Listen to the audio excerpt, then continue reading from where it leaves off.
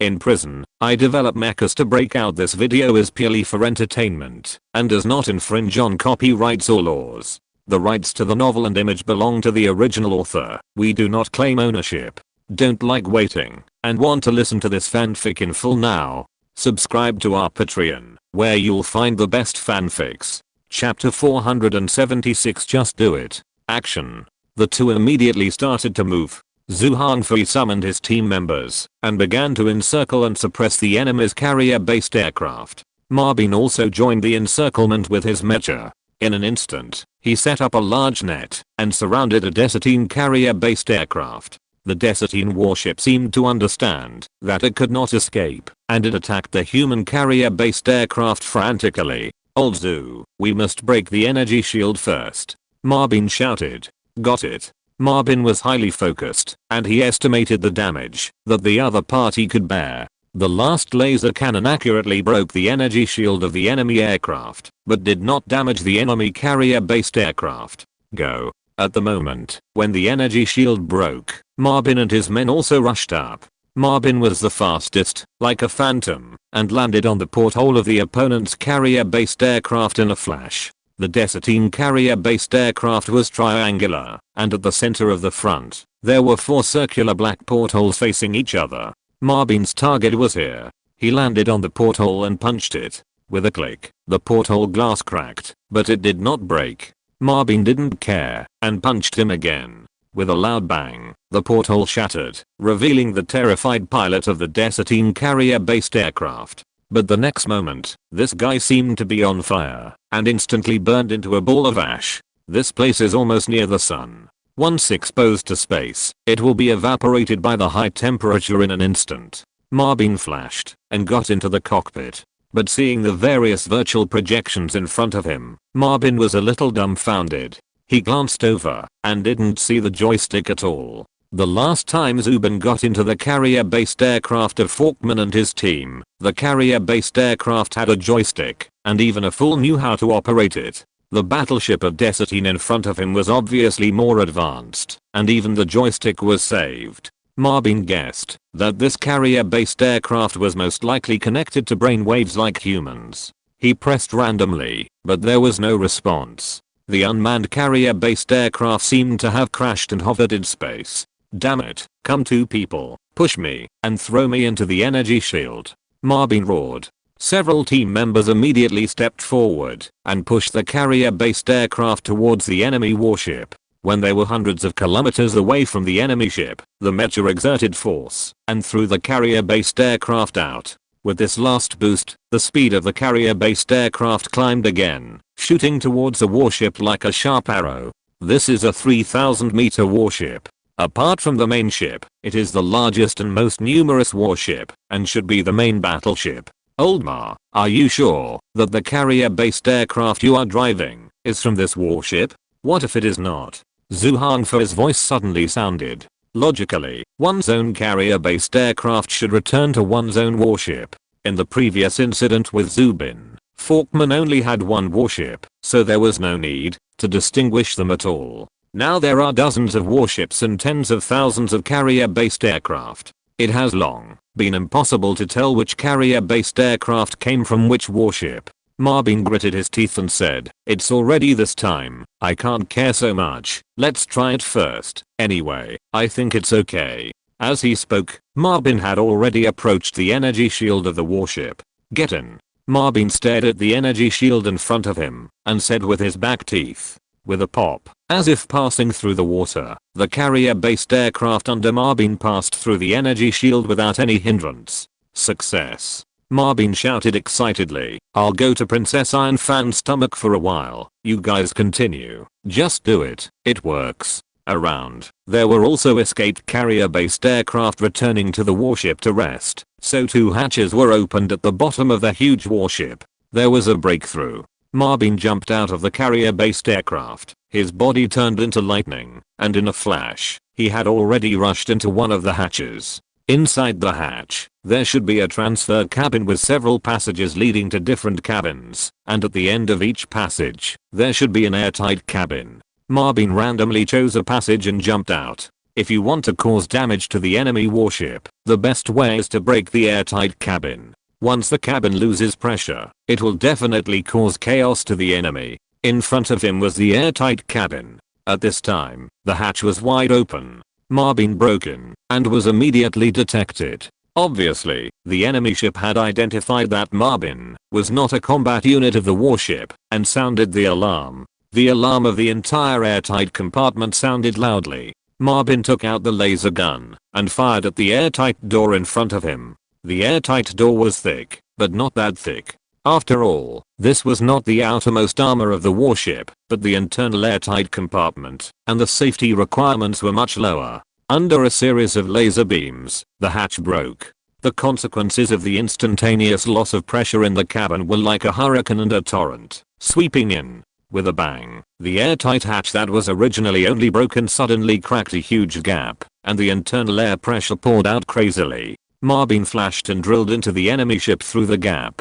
Inside, it should be a maintenance platform, with many mechas stocked, and some large armors with strange shapes, but at this moment, it was like a hurricane passing by, a mess. In the distance, a hatch was slowly closing, which should be a blocking door. Marbin reached out and grabbed an armored thigh, fully opened the thrusters, and went up against the high-intensity negative pressure. With a flick of his hand, he stuffed the thigh right under the hatch. The slowly falling hatch was stuck by the thigh of the mecha, and Marbin dodged under the hatch and got in. Behind him was a corridor. Since the sealed hatch was not closed, the high-intensity negative pressure was still causing huge damage, but in the far distance, a hatch was slowly closing again. Marbin drew out his two swords and danced wildly. The 10-meter-long laser sword left scars up and down the corridor. The internal protective hatch had a much lower protection level and was soon cut into a gap. The depressurized area continued to spread. From the front, even some Decidinian wreckage was swept in.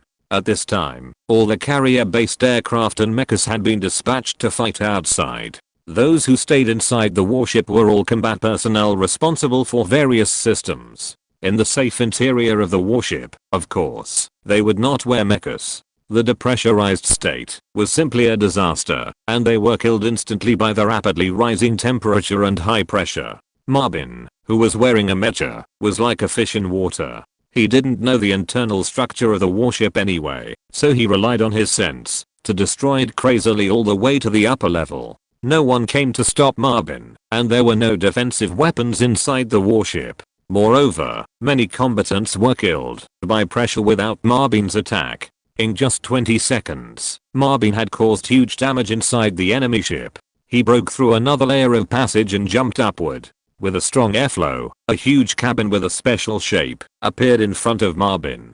In the center of the cabin, there was a huge device, which was hundreds of meters high. It was obviously an important device. Since it was an important device, Marbin had no reason to be polite. He directly chopped a section of pipe with a sword. Chapter 477 Heading towards the sun. With one strike of the sword, the tube broke, and some energy leaked out. The next moment, the whole device seemed to lose balance and shook violently. Damn, what the hell is this? Marbin felt a strong sense of threat, and his figure flashed and fled from the crack in the floor. But just as he jumped into the next floor, a stream of energy poured out from the gap above his head. Marbin looked up suddenly, and there was already a hot and dazzling scene in front of him.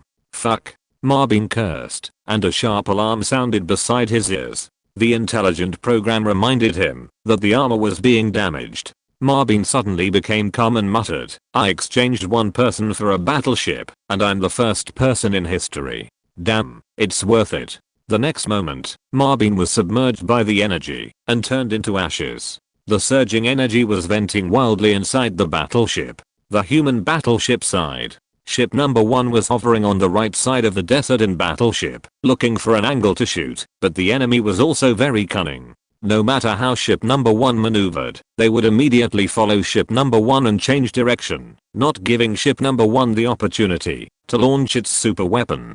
At this moment, an enemy battleship exploded from the middle of the battleship without any warning, and quickly disintegrated into a huge ball of fire. Hey, what's going on? Chen Finkyo was stunned. The battleship's energy shield was clearly above the safety line, so how could it explode? And it seemed to explode from the inside. At this moment, the voice of the intelligent program sounded, "Captain, it's Lieutenant Colonel Marvin. With the help of the enemy's carrier-based aircraft, he entered the enemy ship and caused the enemy ship to explode from the inside." What? Chen Finkyo was startled and instantly thought of Zubin's deeds. Without time to be shocked, Chen Finkyo hurriedly said, "Is it feasible?" "No, it is feasible. It has been successful. Quick, contact each ship and let the mecha brigade of each ship conduct a raid in a similar way. Even if it can only destroy a few enemy warships, it can relieve some of the pressure. As for Marvin's fate, I'm afraid he has already died gloriously." But Chen Finkyo didn't care about grief. Since he came here, he has already thrown life and death behind his mind. In the main ship of Desatine, a warship of his side suddenly exploded, which also startled Warner. He hurriedly asked, "What's going on? Why did the Bingfeng ship explode?" No one could answer. The explosion of the Bingfeng ship was too sudden. The intelligent program said, "General, I received a distress signal from the Bingfeng ship. They lost pressure inside." "What? Decompression? How could it be?" the young officer exclaimed. "Isn't their energy shield good?" Warner frowned and couldn't figure out the reason for a while. Just as Warner was thinking, in the distance, another warship was suddenly torn apart, also from the temple to the outside, and then exploded, and finally exploded into a ball of fire. Another warship exploded. It exploded out of thin air. One ship might be an accident, but now two ships are definitely not an accident. Warner looked up and saw a large number of carrier-based aircraft fighting above his head, and there were also mechas, densely packed, like stars in the sky, exploding from time to time. "I know." Warner suddenly shuddered and said, "It's the enemy identification of the energy shield." The enemy seized our carrier-based aircraft and took the opportunity to enter the warship to destroy it.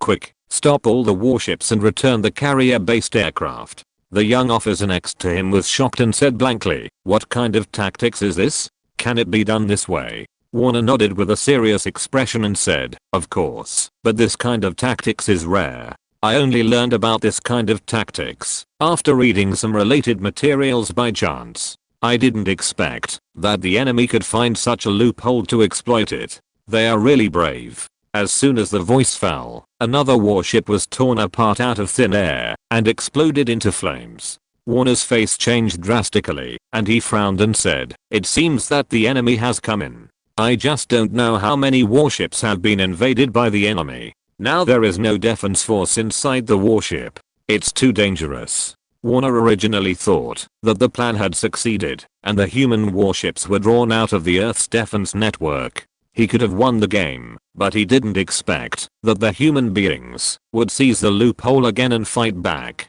Just now, the bombardment did not destroy a single enemy warship, but now, because of such a small loophole, 3 main warships were damaged, and there might be more warships damaged. But in an instant, Warner could not find a good way to deal with it. Humans have already entered. The most fatal thing is that all the weapon systems of the warships are external, and there is no defense force inside. If it is fully staffed, there are mechas inside the warship to resist, but now, the mechas and carrier-based aircraft are all out fighting, which allows humans to take advantage of the loophole. Damn it. Warner slapped the armrest of the seat angrily. Humans are more difficult to deal with than he thought. In the number 1 ship, Chen Finkyo was also overjoyed when he saw 2 enemy ships exploded in succession. Great, great. How many warships have our people entered? Chen Finkyo asked hurriedly. The intelligent program said, 19 ships. The enemy seems to have noticed and can't get in. 19 ships. So beautiful. Chen Finkyo waved his fist excitedly. As long as he could get in, it would be best if he could destroy the warship, but even if he couldn't, he could still cause damage to the warship. But even if all these 19 ships exploded, plus the previous 3 ships, that is, 22 ships, we still don't have an advantage in terms of the number of warships, and we still have to look for opportunities. Chen Finkyo frowned, thinking about how to defeat the enemy. The next moment, Chen Finkyo's eyes suddenly lit up, and he immediately ordered, "Order, contact other warships, cooperate with us, and maneuver towards the Sunday." Tang Ling was startled and hurriedly said, "Old Chen, what are you doing? Going to the sun, isn't that just courting death?" Chen Fingqiao said, "In the current situation, the enemy will not give us the opportunity to launch super weapons. The only way is to take the risk and head towards the sun. At this time, the enemy will have two choices. First, in order to not give us the opportunity to launch super weapons, they can only retreat. In that case, they will enter the corona before us, and their energy shield will not be able to withstand the invasion of the corona for too long. The second choice is to give up, and let us go around behind them to give us the angle to launch super weapons." Tang Ling's expression was serious, and he said, "This is too risky." Chen Fingqiao gritted his teeth and said, "How can we not take risks at this time? Our soldiers are willing to pay the price of their lives, and choose to die with the enemy ships. Then what reason do we have not to fight hard? This is a bloody battle, and it's either you or me. Didn't the other side choose to use the sun to checkmate us? Well, I'm going to use the sun to turn the tables." Chapter 478 Returning from a tragic defeat. After all the warship captains quickly communicated, they agreed to Chen Fingqiao's plan. The next moment, all the warships began to accelerate and headed towards the sun. In the main ship of Desatine, Warner immediately noticed the actions of the human side and was stunned and said blankly, "What are they going to do?" The young officer also widened his eyes and said, "Are they going to rush to the star and die?" Warner shook his head, and his eyes changed from dull and confused to gradually clear. The next moment, he suddenly shrank, sat up in shock, and said in a lost voice, "I understand. They want to force us to retreat."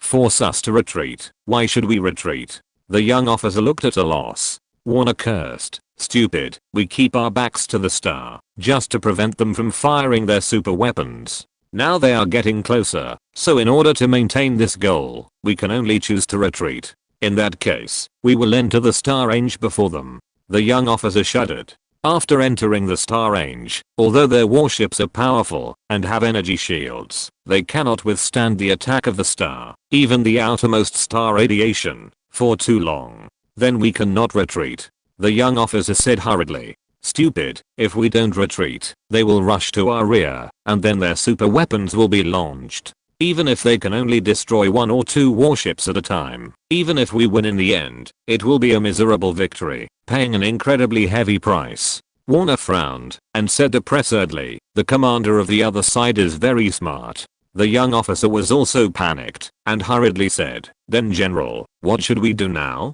Retreat or not?" At this time, 4 more Desatine warships exploded from the inside one after another. Obviously, they were all invaded by human mechas. Warner frowned even more tightly. There was a hidden danger on his side. The 38 human warships kept accelerating and were close to the formation of the Desatine warships. At this time, Warner really didn't have much time to choose.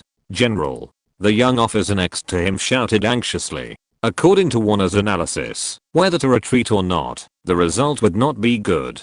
Warner's eyes flashed fiercely, looking at the human warships in front of him, which were only thousands of kilometers away. He said, "Let all the warships gather towards me and charge forward." "What?" The young officer was shocked. Rushing forward was like charging a warship. This was simply the most primitive hand-to-hand combat and the most brutal means. Warner shouted, "What are you doing? Speed up and rush forward. Crash the enemy ships, rush to the front of that warship, and destroy it. We still have hope of winning." After the order was issued, the remaining 60 warships immediately began to gather, then accelerated, and the whole formed a wedge shape and rushed towards the human warships. With such a short distance, there was no time to turn. In the number 1 ship, Chen Fingqiao's face changed slightly. He never thought that the Desatine warship would choose such a method to deal with it. With his mind racing, Chen Fingqiao quickly ordered, "Quick, start the space jump." As soon as he finished speaking, the 2 top warships in the front had already violently collided with each other. The circular energy shields on the outer periphery of the warships collided with each other, were flattened, and intertwined with each other. The next moment, they broke with a bang. The 2 warships did not slow down, and they had no time to dodge before they collided with each other. Rumble, rumble, the 2 warships disintegrated and exploded. This kind of charge is like hitting stones with stones. It's either you die or I die. the warships behind. The energy shields pushed away the wreckage and flames of the exploding warships and collided head-on again. The laser cannons of the opposing warships even fired at the same time, stirring at a very close distance. The energy shields broke one by one, and the warships had no time to stop, and were even squeezed by the warships behind them, and collided with each other. Warships exploded and disintegrated one by one. The previous bombardment lasted for so long, but the losses in just a few seconds were not as great as those in the previous bombardment. The whole process was like two high-speed trains colliding head-on on the same track. The tragedy was beyond description. At this time, the advantage of the number of Desert warships came into play. Like a drill, they forcibly opened a path through the human warships and aimed directly at the number 1 warship in the middle. Old Chen, run away. In the communication channel, the captains of other ships roared, but they went offline and disappeared the next moment. Chen Fengqiu was also panicked. He had already ordered the warship to maneuver horizontally, but there were warships around, and he had to wait for other warships to make way, and the enemy's warships would also correct their direction. Stop it, you must stop it. I have activated the space jump, and there are still 12 seconds. Chen Fengqiu roared. He wanted to fight the enemy and fight to the death, but he couldn't. All warships could be lost, but his number 1 warship could not. Super weapons are like nuclear weapons for humans. No losses allowed. Without Chen Fengqiu's explanation, all the human captains had already understood the importance of the matter. They did not maneuver sideways to avoid it, but took the initiative to squeeze in the middle. It can be said that at this moment, the other warships were using their flesh and blood to resist the number 1 warship. One warship after another exploded into flames. Such a tragic scene made even the carrier-based aircraft and mechas that were fighting above stop and look at the collision below in disbelief. Time passed second by second, as long as a year. Finally, the space jump buffer was completed, and in front of the number 1 warship, there were only 3 warships left. Go. Chen Fengqiu said without hesitation. The space channel appeared, and the number 1 warship went in, and disappeared in an instant. In the main ship of Desatine, Warner saw that the number 1 warship disappeared, and couldn't help but sighed to the sky and said, "Order, stop charging, retreat." The number 1 warship had left, and it was meaningless to continue the collision. Warner couldn't bear the losses caused by this charge. All the Desatine warships began to slow down, and then dispersed to both sides like water splitting. Soon, the two fleets passed each other, then slowly slowed down, and stopped in space. In the center behind him, there was a ruin. In just the short 20 seconds, the human race lost 15 warships, while the Desatine side lost 19 warships. As the active attacking party, their losses were even greater. In 20 seconds, 34 warships were written off. Such a loss was comparable to the shocking blow of the super weapon before. The battlefield seemed to have lost its sound and temporarily calmed down. Warner said, "Let all mechas and carrier-based aircraft return, and then retreat." The young officer nodded vigorously. He thought this time it would be an easy battle, but he didn't expect it to be so tragic. When he came, there were 124 warships, but now there are only 41 left. 2/3 of the warships were directly lost, but they haven't defeated the human warships yet. Now this retreat can be said to be a disastrous defeat. If you're listening to this novel on a channel other than Fanfic World, it means they downloaded and uploaded it without effort. We cordially invite you to visit our channel, Mundo Fanfic Novelos. There you'll find the original version of this story and you can explore many other novels of various genres. We're waiting for you to immerse yourself in a world of incredible novels. Chapter 479, Venting Anger. On the Desatine side, all mechas and carrier-based aircraft received the order and began to return. Seeing this scene, the human side was stunned, but more of it was ecstasy. Are they retreating? Wang Mazhao said blankly in the military command center. Li Xianshu next to him had a similar expression and said, "It seems so. We won." Wang Mazhao whispered, and tears welled up in the corners of his eyes with just one sentence. Before, Wang Mazhao had been restraining himself and holding back. He won, but humans also paid a heavy price. Of the 42 warships, only 23 were left, and a total of 19 were lost. For this item alone, as many as 190,000 combatants died. In addition to the loss of carrier-based aircraft and mechas, as well as the first wave of attacks and the loss of personnel on the ground, the number of casualties in this war is definitely more than 200,000. Such a loss is not too heavy. Before, Wang Muzhou had no time to feel sad, but at this moment, while he was happy, his heart was filled with a huge sadness, and it seemed as if a figure flashed before his eyes. Yang Hongshan, Zhou Yang, all of them were Wang Muzhou's comrades in arms and private friends. Li Xianshu, who was standing beside him, noticed that Wang Muzhou was in a bad mood, and put his hand on his shoulder, wanting to say something comforting, but when the word came to his lips, nothing came out. Soon, all the mechas and carrier-based aircraft returned, and the 41 warships activated the space channel that appeared in front of them, entered it and disappeared.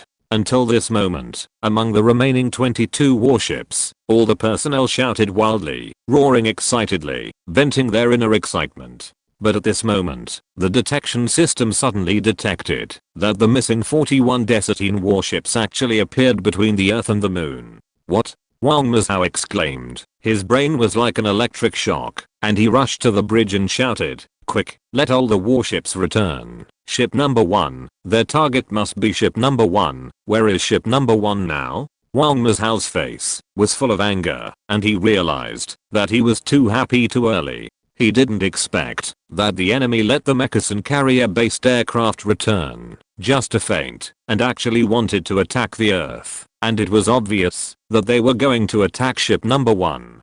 Damn it. Wang Muzhou slapped the railing angrily. At this time, ship number 1 had returned to low Earth orbit. When Chen Finqiao received the order from the command center, he had already discovered the Desertine warship between the Earth and the Moon. "They are chasing us." Chen Finqiao was shocked and said through gritted teeth, "It's just in time. Activate the super weapon. We are afraid of the consequences when we are near the sun, but we have nothing to worry about when we are on the Earth." Tang Ling said beside him, "What about our safety? It's okay. We have light defense ships to protect us. It's impossible for them to break our defense network within 20 seconds. Once the 20 seconds are up, the other warships will return.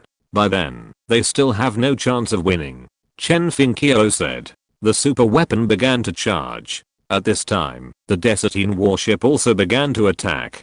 All the ship guns roared and concentrated on one point. 10,000 guns fired at the same time. The target was not the number 1 ship, but the Earth. Several light defense ships that were blocking the laser beam were instantly blown up. The power of the laser beam was not reduced too much. It penetrated the atmosphere and hit the surface of the Earth fiercely. What are they doing? They can't beat us, so they start bombing our Earth. Chen Finqiao was stunned. When the door was kicked, the Desertine's warships bombed the Earth. Now they are bombing the Earth again.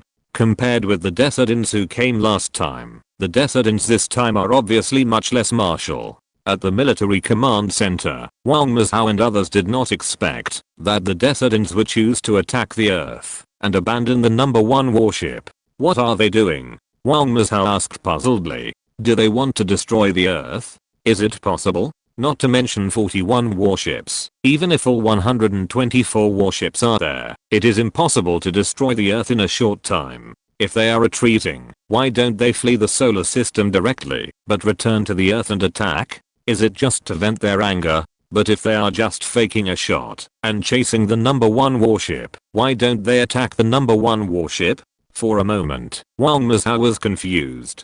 By the way, where are they attacking? Wang Muzhou asked. A combatant shouted, "RB." Oh. Wang Muzhou blinked and didn't ask any more questions. 41 warships launched 2 rounds of attacks, one of which was a main gun attack. The targets of the bombardment were all RB countries, so you can imagine how miserable it was. After launching 2 rounds of attacks, a space channel appeared in front of the 41 warships again, and they entered it and disappeared. It was not until a few seconds later that 22 human warships returned, drilled out of the space channel, and returned to the Earth. At this time, the enemy had disappeared without a trace, and even appeared outside the monitoring range of the deep space detection system. Wang Muzhou blinked, a little bit unable to come back to his senses. Li Xianshu next to him frowned and said, "Did they just come back to attack our Earth deliberately to vent their anger?" The actions of the Desatines were obviously because they were defeated and were so angry that they ran to your house and kicked your door twice to vent their resentment. Wang Mazhao nodded, not knowing whether to laugh or cry, and said, "It seems to be the case now." After a pause, Li Xianshu said, "Then this time, we should have really won, right?" Wang Mazhao was stunned, nodded vigorously, and said, "Yes, we won." The four looked at each other, and an inexplicable emotion was growing. There was no celebration, no carnival, and the victory was a tragic victory. "I will arrange the next military deployment," Wang Mazhao said. Li Xianshu nodded and said, "Then the pension work for the fallen soldiers will be left to me. By the way, I will also quickly notify several leaders. I believe they are also very concerned about this war. They won, but it was also a mess. There was a big mess waiting for the two to clean up." Time goes back to the present. On the ruins of the London Eye, Zhou Yang felt someone touching him, and then he came back to his senses. "Mr. Zhao, the event is over. We should leave," Li Xiaoyu said softly. Zhou Yang responded and asked, "What are my plans next?" Li Xiaoyu said, "Going to Country F is also a memorial event, and then take a bus to BLS, where there is a meeting, to discuss a post-war economic promotion plan." Economic promotion plan? Zhou Yang frowned. He didn't understand economics, so why would he go there? "Cancel everything for me, and arrange a plane. I want to go back to the Academy of Sciences," Zhou Yang said. Li Xiaoyu was stunned and nodded immediately. Zhou Yang said again, "Call the directors of the main subjects of the Academy of Sciences. I hope I can see them when I get off the plane." Li Xiaoyu was shocked and said quickly, "Mr. Zhao, are you going to start another big project? The directors of the main subjects are the backbone of the Academy of Sciences." Zhou Yang called them together for big projects. Zhou Yang nodded slightly. The next main task is the Dyson Sphere. Chapter 480 Death Star. On the special plane, Zhou Yang was sorting out the technical information provided by the system. The Dyson Sphere project is indeed completely different from Dyson's plan to build a shell for the star. Zhou Yang had thought about it before. It is theoretically feasible to cover the star with a shell, but if it is really built, it will face a lot of problems. For example, materials. The diameter of the sun is 1.5 million kilometers. If you want to shine a sphere to completely cover the sun, even if it is only 10 centimeters thick, the required materials are astronomical. Of course, if you hollow out the Earth, or hollow out the resources of several planets, you will definitely be able to gather so many materials. If this problem is solved, there are other problems, such as the strength of the material. This is a star, and there will be a magnetic storm, flare, etc. at any time. The power is like hundreds of millions of hydrogen bombs exploding together. How strong a material is needed to withstand such an impact? Well, even if these problems are solved, there is still the problem of energy efficiency. Through light to electricity conversion, it is possible to absorb the energy of the star infinitely, but since we already have that technology, wouldn't direct nuclear fusion be more attractive? After all, nuclear fusion is constantly going on inside the sun, and then radiating energy. If there is technology to build a shell that wraps the star, I'm afraid that nuclear fusion technology would have been possessed long ago. With nuclear fusion technology, wouldn't it be more convenient to directly collect energy that can be used for nuclear fusion from various gas planets? Apart from other things, the helium-3 on the moon is enough for humans to use for many years. In Zhou Yang's view, building the so-called Dyson Sphere is like when poor people fantasize about the lives of rich people. They will think that they are farming with golden hoes. But in fact, the rich don't farm at all, they play more tricks. Therefore, the technical information of the Dyson Sphere given by the system is not to build a big shell at all, but a complete set of system devices for stealing stellar energy. The reason why the word steal is used to describe it is because Zhou Yang feels that this word is the most appropriate. Just thinking about it, the plane slowly passed through the clouds and began to land. The plane landed at the airport near the Academy of Sciences, and a special car had been waiting here. "Are all the people here?" Zhou Yang asked. The one who met them at the airport was Xiu, who nodded and said, "They are all here." 22 people, except Gao Cheng who was at Proxima. The remaining 21 people all arrived in the large conference room. Zhou Yang pushed the door open and entered. The 21 people who were chatting all stopped and looked at Zhou Yang. "Hello, everyone." Zhou Yang smiled and greeted. After a round of politeness with everyone, Li Bingxuan said, "Mr. Zhao, in the past, you gathered so many of us together. There must be a big project. So this time, what are we going to study?" Everyone also looked at Zhou Yang, their eyes full of expectations. Space jumps and super weapon technologies have all been completed. During this period of time, the major project teams have been carrying out some small projects and have not engaged in such epoch-making large projects. Zhou Yang waved his hand to signal everyone to sit down and then came to the whiteboard and said, "I'll just talk about whatever I think of." First, Zhou Yang wrote the 2-word star core on the whiteboard. Zhou Yang said, "I think everyone understands the importance of super weapons." Everyone nodded. Super weapons, that is, nuclear weapons, are something that must be available. Zhou Yang continued, "The construction of super weapons cannot be separated from huge amounts of energy, and fusion, in theory, can achieve the level required to build super weapons, but it is too difficult and inefficient to actually build them." At this point, Yi Rongming raised his hand.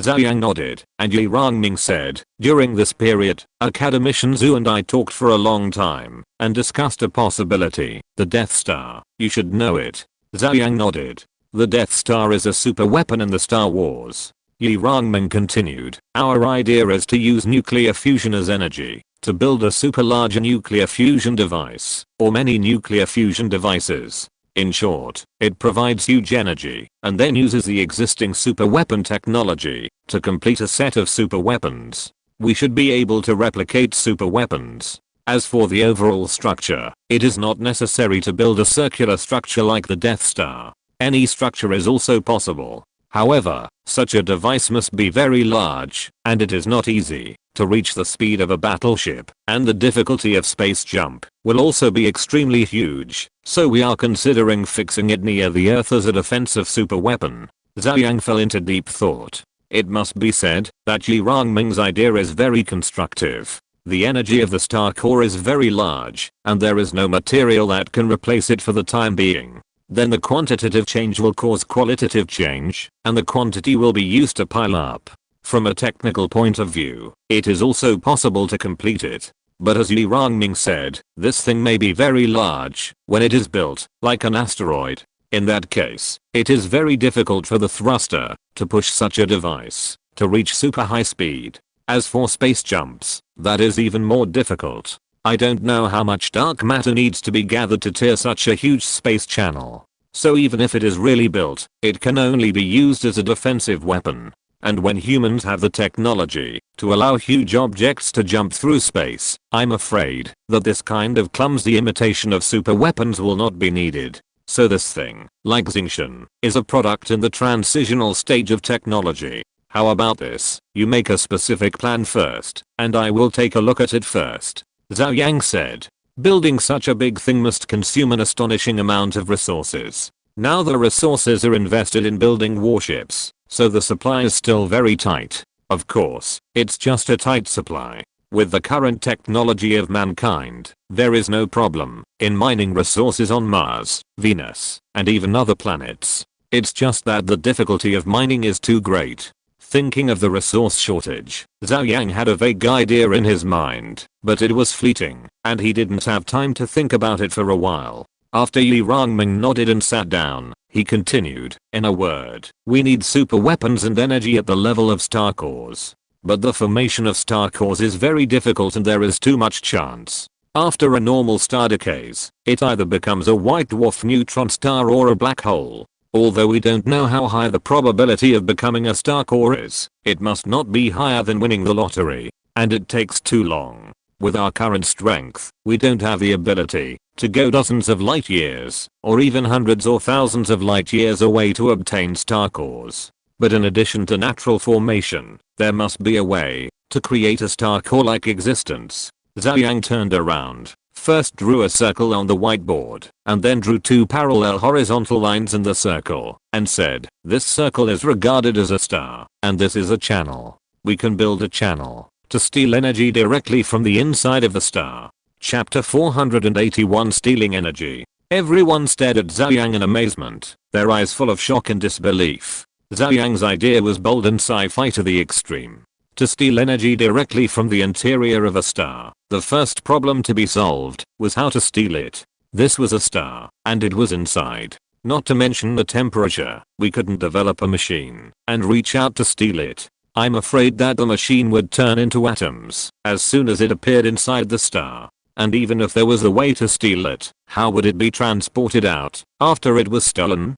Build a channel. What kind of channel can carry the energy of a star? Well, even if there was a way to build a stable channel, how would the stolen star energy be used? According to human research on the interior of stars, it can be basically determined that the interior of a star is gaseous and plasma. All elements cannot even maintain their atomic structure. Then, under the action of pressure, they continue to fuse, thus generating huge energy. So what would be stolen? Is it plasma gas? How to use such a thing? I'm afraid that it would become a super bomb after being stolen. Everyone present could think of the technical difficulties in this just by thinking about it. Zhou Yang ignored the shock of the crowd and continued, I want to complete this process. First of all, we have to face 3 problems. How to steal it back, and how to use it. How to steal. My idea is to build an artificial black hole. As for the formation principle of black holes, everyone should know it, so I won't go into details. I want to raise a question here, which is where does the matter absorbed by the black hole go? We have studied and speculated before, and there are generally 2 speculations. One is that it connects to wormholes, or space channels, to transport the absorbed matter out. The other is that, since a black hole is not really just a hole, it is essentially a sphere, but the light is absorbed by it, and its existence cannot be observed by the naked eye, so the absorbed matter is still absorbed by it, and then continuously compressed and grown. Black holes are swallowing up the surrounding matter and growing continuously. Almost every galaxy has a supermassive black hole that drives the operation of the entire galaxy. From this perspective, the second possibility is more likely, but I think both possibilities will exist at the same time. As for why it exists, it is the explanation given by the system. Zhou Yang has not figured it out yet, so he can only believe that the system's information is correct. Everyone frowned. Was this research done by Zhou Yang, or was it just a guess? However, due to the trust generated by Zhou Yang's miracles before, everyone subconsciously felt that, since Zhou Yang said so, it must be true. In other words, one end of the black hole can be connected to the space channel, so our goal is to build such a structure, on one side, to form a black hole, constantly devour the surrounding energy, and then transmit the energy out through the other end, so as to solve the problem of how to steal. Everyone didn't speak, and didn't know what to say.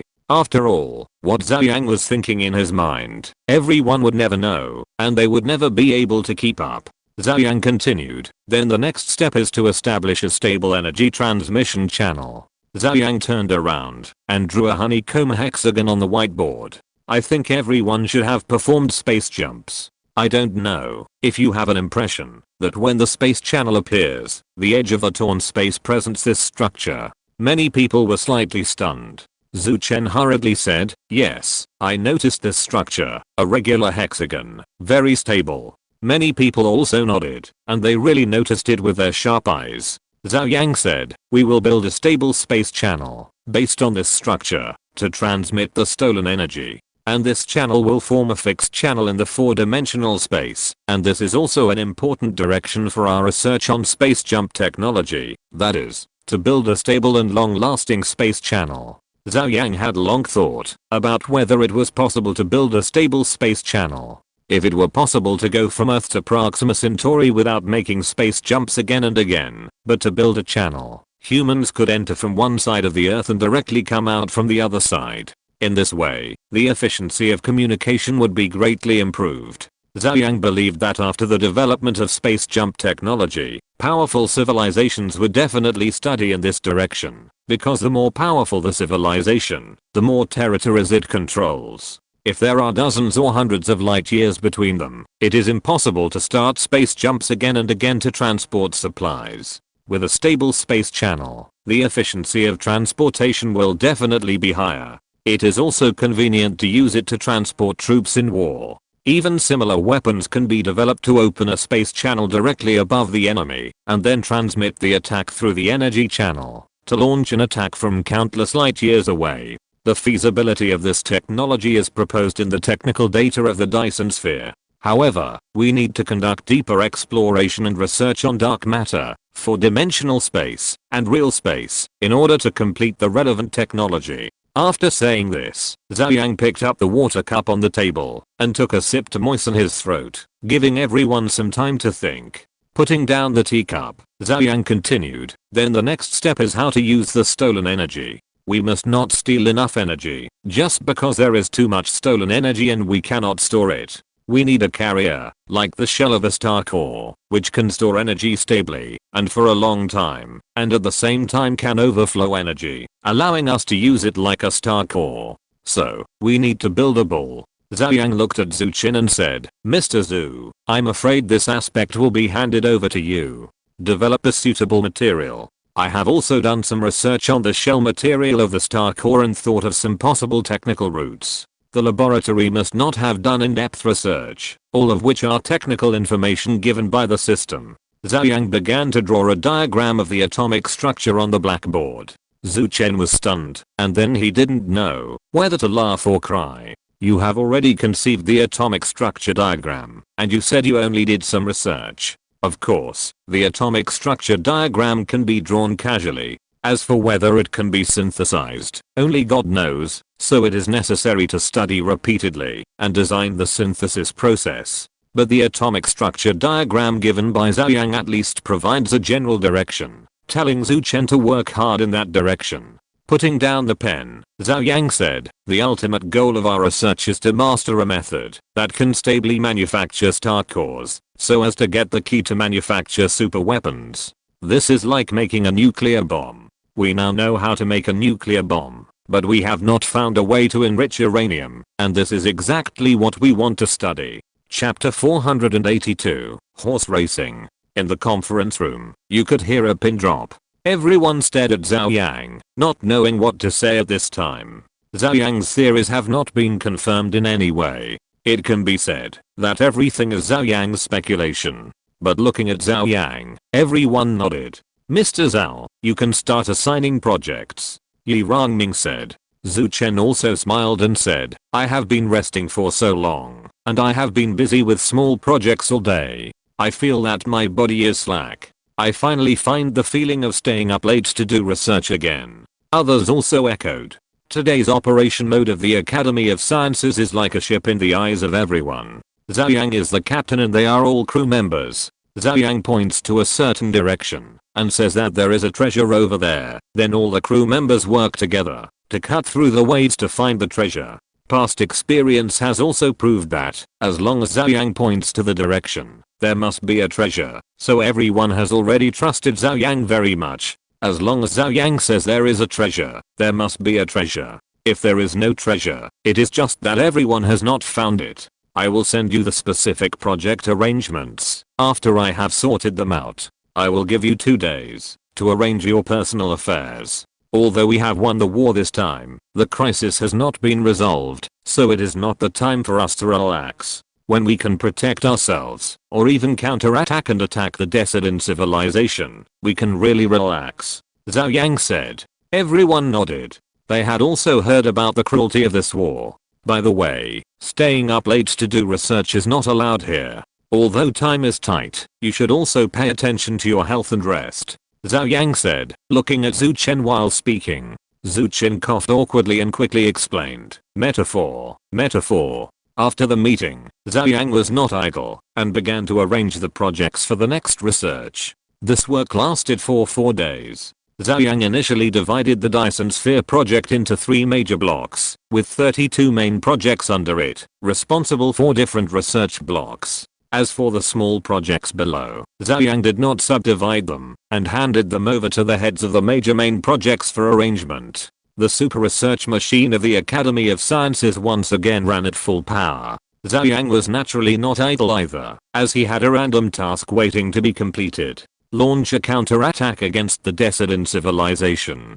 Zhou Yang was already very familiar with the system now. For example, if the counterattack required by the task was just a counterattack, it would only be a counterattack, regardless of success or failure. In other words, it didn't matter, even if the counterattack failed. But Zhou Yang couldn't sacrifice the lives of the soldiers for nothing. It was best to ensure safety while completing the task.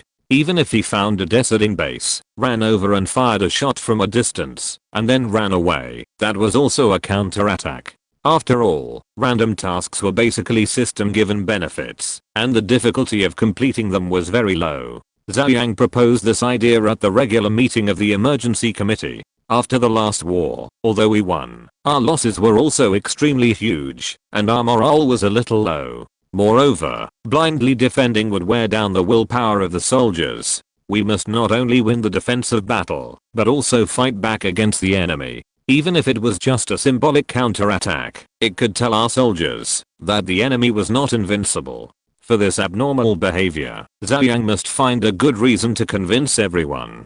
After a pause, Zhou Yang continued, and now that we have space jump technology, our range of activities will no longer be limited to the solar system, so we can explore the deep space of the universe, expand outside the solar system, understand the outside world, and carry out this counterattack mission. Counterattack the enemy is one aspect, and another reason is to get a deeper understanding of our enemies. Everyone looked at each other, and finally looked at the person in charge of Country Z, especially Scene. He no longer dared to talk nonsense. Now he sat very straight, knowing who was the boss. The person in charge of Country Z pondered for a moment, looked at Wang Mazhao, who had temporarily joined in, and said, "Wang Mazhao, do you think Mr. Zhao's proposal can be realized?" Wang Mazhao thought for a while and said, "During this period of time, we have also been summarizing and thinking about the last war. Regarding the counterattack, we have actually considered it. As the saying goes, we must keep the enemy outside the country. We can completely resolve the war outside the solar system and avoid the last situation from happening again. The enemy uses the Earth and the Sun to threaten us. And what Mr. Zhao said is very critical. We now know too little about the Decidines and even the Oma people. The Oma people gave us some information, but we don't know whether this information is true or not, and whether they have deliberately hidden it is also a question mark. War also relies on intelligence and information. At least we have to understand our enemies before we can try to find ways to defeat them. So I think counterattack is one aspect, but the more important purpose is to obtain intelligence, a lot of intelligence." At this point, Wang Mazhao said, "So I support Mr. Zhao's proposal. As for whether we have the ability to realize it, this should not be a problem. As long as our warships do not encounter super weapons or concentrated fire attacks from a large number of enemies, safety will not be a problem. I think we can send a battleship to carry out this mission. We can disguise ourselves as Oma people and look for fighter planes while collecting intelligence." The person in charge of Country Z thought for a moment and said, "Okay, then we will send a battleship, and we must publicize this matter. Now because the Earth has been attacked, the morale of the people is still a little low. At this time, if we take the initiative to attack the enemy, we can divert the people's attention and vent their anger." The person in charge of Country Z nodded, and naturally all the others agreed. Zhou Yang raised his hand again and waited for everyone to look at him before he said, "Speaking of public sentiment, I think the current management pressure has reached the point where it is time to make changes. The war has lasted for more than a year. During this period of more than a year, it was not that the war broke out all the time, like the previous large-scale wars, which were only counted in hours. Instead, in order to prepare for the war, prosperous business activities were stopped, and many resources were controlled, so the global economy suffered a heavy blow. However, under the high pressure of the war, these problems were temporarily suppressed. It was okay in the short term, but over time, many problems were exposed. Companies went bankrupt and the circulation of goods was slow. Although these problems can be solved by mechanization and robots, this is not a long-term solution after all. Therefore, Zhou Yang thought of a way, which was also the way he thought of when he was in a meeting a few days ago. Just like racing and encircling land, it is completely possible to open up the exploration of outer space by the people. Chapter 483 Privateering Letter. Everyone looked at Zhou Yang. They were certainly aware of the pressure of management now. In the war era, all resources were controlled, and all commercial activities could be said to serve the war. The economy was stagnant. It was okay in the short term, but in the long run, there would definitely be big problems. Those present were all veteran politicians, and no one knew the importance of the economy better than them. But the current situation forced them to do so. Now that Zhou Yang said this, did he find a better solution? Zhou Yang looked at Scene and said, I have two ideas now. The first is to follow the method of expanding to the west in the early days of the founding of the United States, and to grab land. Everyone was stunned, and then their eyes lit up, very brightly. The so-called grabbing land means that in the early days of the founding of the United States, in order to develop to the west, an order was issued, that no matter who it was, individual, or company, they could go to the west and grab land at will, and the land in the circle, would belong to you. On the one hand, the land was opened up, which alleviated the economic problems and population pressure, brought about by the high development of the East. On the other hand, the country's tax revenue also went up all of a sudden. Great. Scene slapped the table and said, Mars, Venus, and even outside the solar system, isn't there a planet called Proxima Centauri? With such a large area, and so many resources, it would be too slow for the states to develop it. We can use the power of the people, to take the initiative to develop it. Capital can make profits, and have enough motivation, and we can also enjoy the dividends of expanding territory. Yes, the technology to develop other planets is in our hands. Whether we transfer technology or directly sell finished technology products, we can quickly collect a wave of dividends from the people. Now the flow of private capital is slow and the money is sinking under the water. We have to find a way to revitalize them. This method is good. The person in charge of country Y also echoed. The person in charge of country Z also nodded repeatedly. Zhou Yang's suggestion was extremely wonderful. It could alleviate the current economic depression and the huge management pressure, and it could also expand the territory and obtain more resources. It could be said to kill two birds with one stone. They were all old politicians. Zhou Yang just gave them a hint and they all knew how to do it. Mr. Zhao, you have been saying that you don't understand politics, economics, etc. I think you are being modest. Your method is really to the point and wonderful. The person in charge of country Z said with a smile. By the way, you just said that you have two methods. What about the other method? The person in charge of country Z asked again. Others also looked at Zhou Yang, and they couldn't help but sigh in their hearts. This smart brain is indeed interconnected. He is good at scientific research and economics. Zhou Yang looked at the person in charge of country Y and said, the second method, I think we can follow the example of country Y's age of exploration and issue privateering licenses to guide the power of the people. Everyone was shocked, and then their eyes lit up again. Especially the person in charge of country Y. He clapped his hands and said, this method is good. Back then, country Y was able to rise in the age of exploration and become the empire on which the sun never sets. A large part of the reason was because it issued this privateering license and guided the power of private capital to expand crazily. And country Y, just by selling licenses, I don't know how much money it made. Scene said, at that time, we sold certificates. Now we can not only sell certificates, but also warships and weapons. Everyone was excited. Zhou Yang's two methods have two biggest advantages. One is to expand the territory, use the power of the people, and obtain more resources. Of course, in this process, the country and the people benefit at the same time and enjoy the dividends of expanding the territory together. Secondly, it is to reduce the management pressure of the country. In simple terms, the earth is too small to withstand the tossing, and everyone can go to outer space to toss.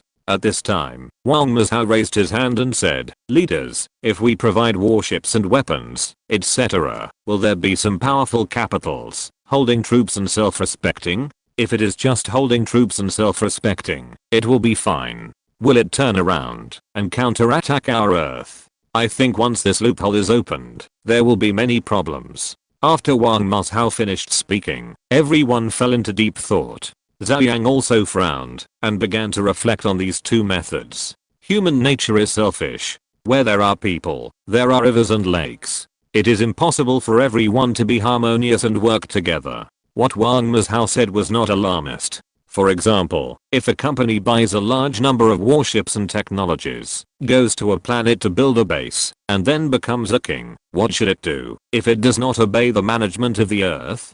This is just a company. What if it is a country? On Earth today, although there is only one country in name, that is, the Z Confederation, the following countries, M, E, Y, F, etc., are all united around Z, because they are afraid of the powerful strength of Z, or because they have a common enemy. But are they willing to be ruled by Z all the time? I'm afraid not. Who doesn't have some little tricks? The last time Sin was so enthusiastic that he let the armor fleet stationed in their country and kept in contact with them. What was he thinking in his heart? Zhou Yang was too lazy to expose him. If it is said that according to the current confederation structure, it will develop for hundreds or thousands of years, at least after several generations of standardization, it is possible to truly form a stable country. But the confederation has only been established for a few years, and even the citizens of country Z do not regard the citizens of country M as their own people. During this period, in order to meet the needs of the war, country Z also released a lot of technology and production tasks to various countries, and the Academy of Sciences also gathered scientific researchers from all over the world, and they were also involved in the most core scientific and technological projects. What if one day, after occupying many habitable planets, country M also occupied a planet and planned to have its own troops and develop itself? This kind of thing was not thought about before because of the war, but now it is still very realistic and very likely to happen. Sin's face changed slightly, and he hurriedly said, Wang Mazhao, don't be alarmist. We are now a country, and all citizens must obey our management. If they want to have their own troops, they are traitors, and we will destroy them without hesitation. Zhou Yang looked at Sin. Is this a show of loyalty? But the words of this old fox can't be believed at all.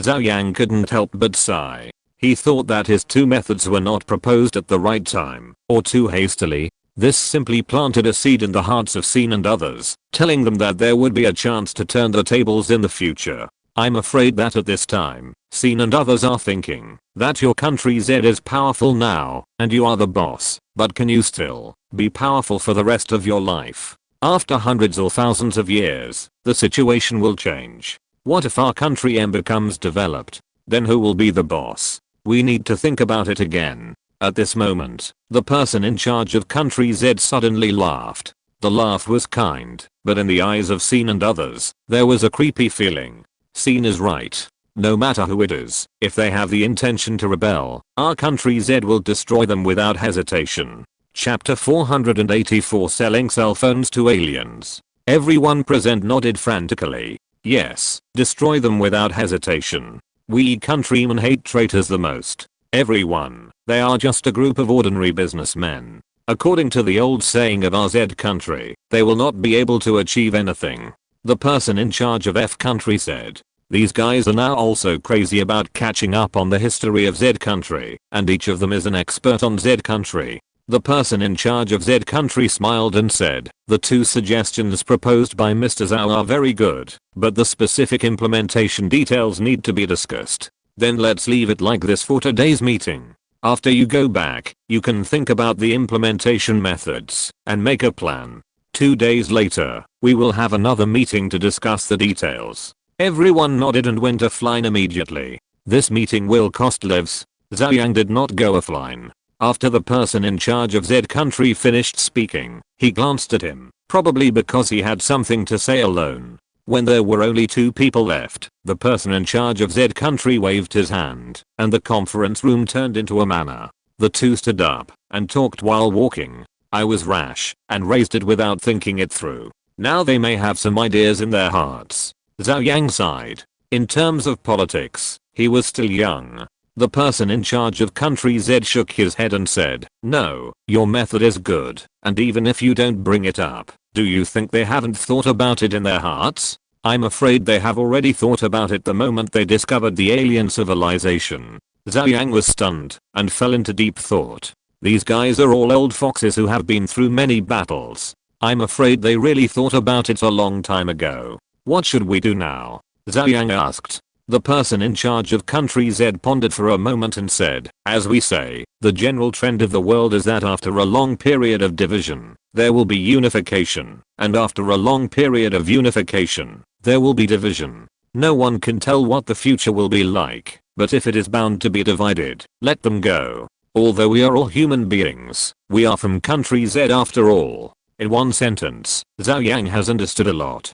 Inherent concepts will not be reversed all at once. Although it is nominally one country now, it is actually many countries. No one knows what the future will look like. Then should we suppress them? Zhou Yang asked. Suppress the development of other countries, such as country Z first letting go of horse racing and land grabbing, or only country Z is qualified to occupy more territory. As for scientific research, core technologies are only given to country Z to study. The head of country Z shook his head and said, no need. We still have a common enemy. At this time, we can only be human beings, and we must be human beings. Even if the kind of thing we are worried about happens, it will happen many years later, maybe to our next generation. This is a problem that is almost impossible to solve. Let the next generation worry about it. What we need to do now is to look at the present, protect our human beings, and let us humans gain a foothold in this vast starry sky.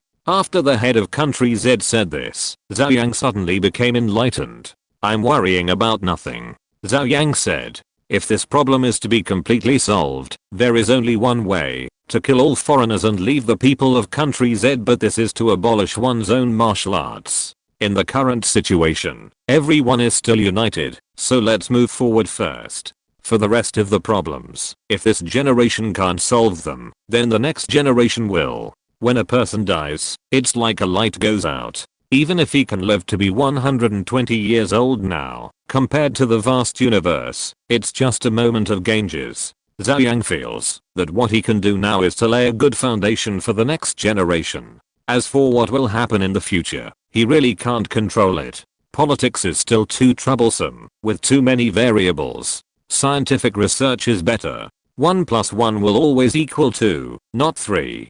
Zhou Yang sighed. The person in charge of country Z laughed and said, Mr. Zhou, let's not talk about anything else. With you here, at least in this generation, they will never be able to turn over. The general direction was set, and the specific implementation was very fast. 3 days later, after a long discussion, the emergency committee initially drafted an implementation plan. Once the plan was determined, it was immediately made public.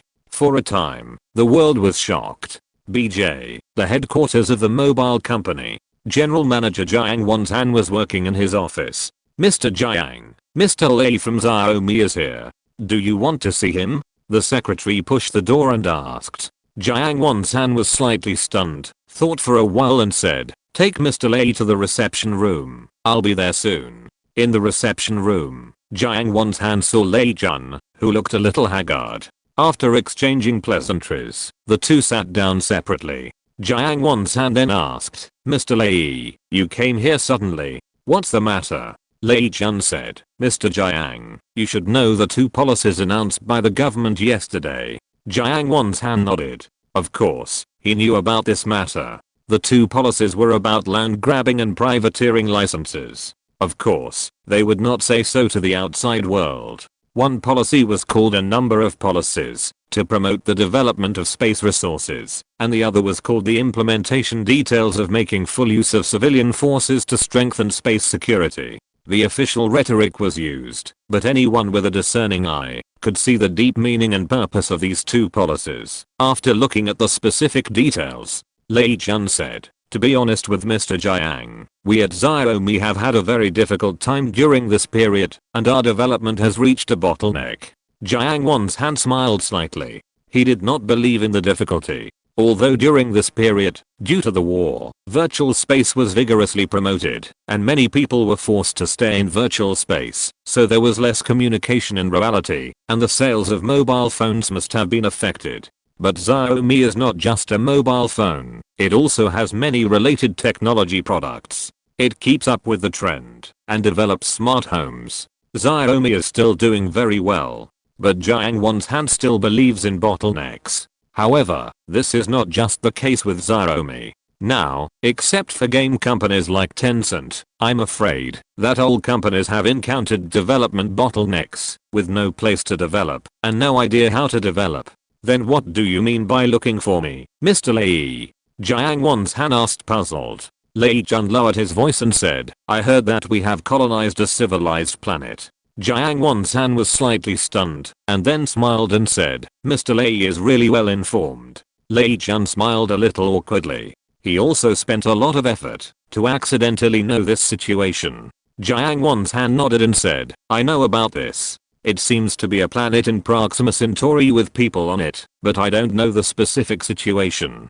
Jiang Wanzhan is also an official. The colonization plan of Proxima B is not small, and the official has not concealed it as top secret, so some news has been leaked. It is normal for someone with connections, like Lei Jun, to know about it. Lei Jun nodded and said, I think the first policy is to support private capital to go to outer space and develop on other planets. Although I don't know what the situation of Proxima B is, since it is a civilization and has people, there must be a demand for technological development. After a pause, Lei Jun said, so I have an idea, to sell mobile phones to aliens. What do you think, Mr. Jiang? Chapter 485 East India Company. Jiang Wanzhan stared at Lei Jun for a long while before he was sure that Lei Jun was not joking. Boss Lei, you should go to the government for this matter. Why are you looking for me? Jiang Wanzhan said with a smile. Lei Jun said, I've read it. The policy says that any interested enterprise or individual can apply to the local government agency, and the specific cooperation method will be determined after review. It's not that I mean to say the government is wrong, but if you apply according to this process, I'm afraid you won't be able to eat shit as soon as it's hot. Jiang Wanzhan didn't know whether to laugh or cry. This metaphor was really a bit heavy, but I have to say that what Lei Jun said might be true. Lei Jun continued, I'm in the mobile phone business, and Boss Jiang, you're in the communications business. If we want to expand our territory on the outer planet, communications as infrastructure must be indispensable, so I was thinking, can I take advantage of your site and see if there is any opportunity for cooperation? Jiang Wanzhan fell into deep thought. At this time, Lei Jun said again, we can make a full range of contract phones and give your mobile company a 10% rebate. Jiang Wanzhan's eyes lit up, but after thinking about it, he shook his head and said, Boss Lei, I'm afraid I really can't help you with this matter. It's not that I don't want to help you, but this policy has just come out, and no one knows what the specific direction is. Lei Jun thought about it, and understood Jiang Wanzhan's thoughts. He is a general manager of a mobile company and a half official. The company's profits are actually not very important. For a politician, it is a very unwise thing to act rashly before understanding the intentions and considerations of a new policy. As the saying goes, don't seek merit, but seek no mistakes. Lei Jun sighed lightly, knowing that no matter what he said, he might not be able to persuade Jiang Wanzhan. After a few more polite words, Lei Jun also took the initiative to get up and say goodbye. When he went downstairs, the driver drove up. Lei Jun was about to get in the car when he suddenly noticed a figure getting out of a car not far away. With a thought in his mind, Lei Jun immediately went to meet him. Mr. Yu. Lei Jun took the initiative to greet him. The person who came was Yu Changhang. Mr. Ren had basically stopped taking care of things in the past 2 years. The power of the company had been transferred to Yu Changhang. Now in who are we? Yu Changhang was the one who had the final say. Boss Lei. Yu Changhang greeted him with a smile, and then said in surprise, why did Boss Lei come to China Mobile? Is there something wrong? Lei Jun smiled and said, Boss Yu, I'll make a bold guess. You came to China Mobile to cooperate with China Mobile to develop basic communications on alien planets. Yu Changhang was stunned and then smiled. Don't tell me, Boss Lei, you also want to cooperate with China Mobile to sell mobile phones to aliens. Lei Jun nodded with a bitter smile and said, if that's the case, then you don't have to go up. What do you mean? Lei Jun sighed. Boss Jiang is not a pure businessman after all. With a sigh, Yu Changhang was a smart man who had understood a lot of things and frowned slightly. At this time, Lei Jun said again, "Boss Yu, why don't we change places and have a good chat?" Yu Changhang nodded, and the two found a 5-star hotel, asked for a private room, served good food and wine, and then started chatting. Lei Jun said, "Mr. Yu, to be honest, this is a great opportunity. To be honest, I've read a lot of science fiction novels these days, and I think there are many things in them that are very true. For example, when we humans become strong enough and rule many planets, the development of business will reach a higher stage, which is to sell goods throughout the universe." Yu Changhang picked up the wine glass and said with a smile, "Mr. Lei, let's be frank and say whatever you want to say." The two clinked their glasses, and Lei Jun said, "I feel that this policy is an attempt by the higher-ups to revitalize the economy. After all, as you know, the economy has been in a bad state recently because of the war." Yu Changhang nodded. They had also suffered a lot in their core business. Lei Jun continued, "This time, it is another global policy, but I think that, since we propose this, there must be some inclination and preferential treatment for our country's enterprises, so this is an opportunity. I was thinking about integrating all the powerful enterprises in our country." After a pause, Lei Jun whispered, "Just like the East India Company back then, it was expanding outward and grabbing land on alien planets. Isn't this colonization? Let's integrate our strength, invest together, and finally make profits together. Moreover, if we unite in this way, we can compete with foreign companies, right?" Yu Changhang's eyes lit up slightly. After pondering for a moment, he nodded slightly and said, "It's feasible, but I think that, even if we do it, we have to give a share to the higher-ups, or let the higher-ups find a spokesperson." Lei Jun nodded and said, "That's exactly what I wanted to say. I know that your relationship with Mr. Zhou is not ordinary. Can you help say a word? With Mr. Zhou's help, things will be much easier." Yu Changhang smiled bitterly and said, "Okay, you still have this idea. But I told you a long time ago that my relationship with Mr. Zhou is not as deep as you think, and his time is precious. Do you have the heart to disturb him?" Lei Jun said awkwardly, "I also know that Mr. Zhou is busy, but it's not that there is no way, and there is no way." Yu Changhang pondered for a while and said, "Okay, I'll try it." Lei Jun's eyes lit up and said, "Okay, then I will contact other people. The more people the better. It's best to involve all aspects. I just don't know what the level of technological development of alien planets is. If the technological level is not high, it would be too perfect. It would be an undeveloped supermarket." Yu Changhang nodded. After a meal, the two parted ways. Yu Changhang thought again and again, and still contacted Zhou Yang during dinner. However, it was not Zhou Yang who answered the phone, but Li Ziyu. After asking Yu Changhang about the purpose of his visit, Li Ziyu asked Yu Changhang to wait, and then asked Zhou Yang if he wanted to answer the phone. At this time, Zhou Yang was looking at the list of people going to Proxima Centauri. To study the Dyson sphere, many experiments must be conducted, and these experiments cannot use the sun as the experimental object. If there is a slight problem, it will be a disaster for the Earth. Then we can only go to Proxima b. Anyway, according to Zhou Yang's original plan, he was also going to turn Proxima into a Dyson sphere. However, the gravity zone is a big problem. It is too time consuming to conduct research there. Zhou Yang thought again and again, and felt that he had to go, but he had to strengthen communication and contact, so that the results of the experiments there could be fed back to the Earth as soon as possible, using the time difference to increase the research time. If you're listening to this novel on a channel other than Fanfic World, it means they downloaded and uploaded it without effort. We cordially invite you to visit our channel, Mundo Fanfic Novelos. There you'll find the original version of this story and you can explore many other novels of various genres. We're waiting for you to immerse yourself in a world of incredible novels. Chapter 486. How can making games make money like selling houses? Li Ziyu pushed the door open and waited for Zhou Yang to finish reading the documents before he came forward to talk about Yu Changhang's call. Answer the phone.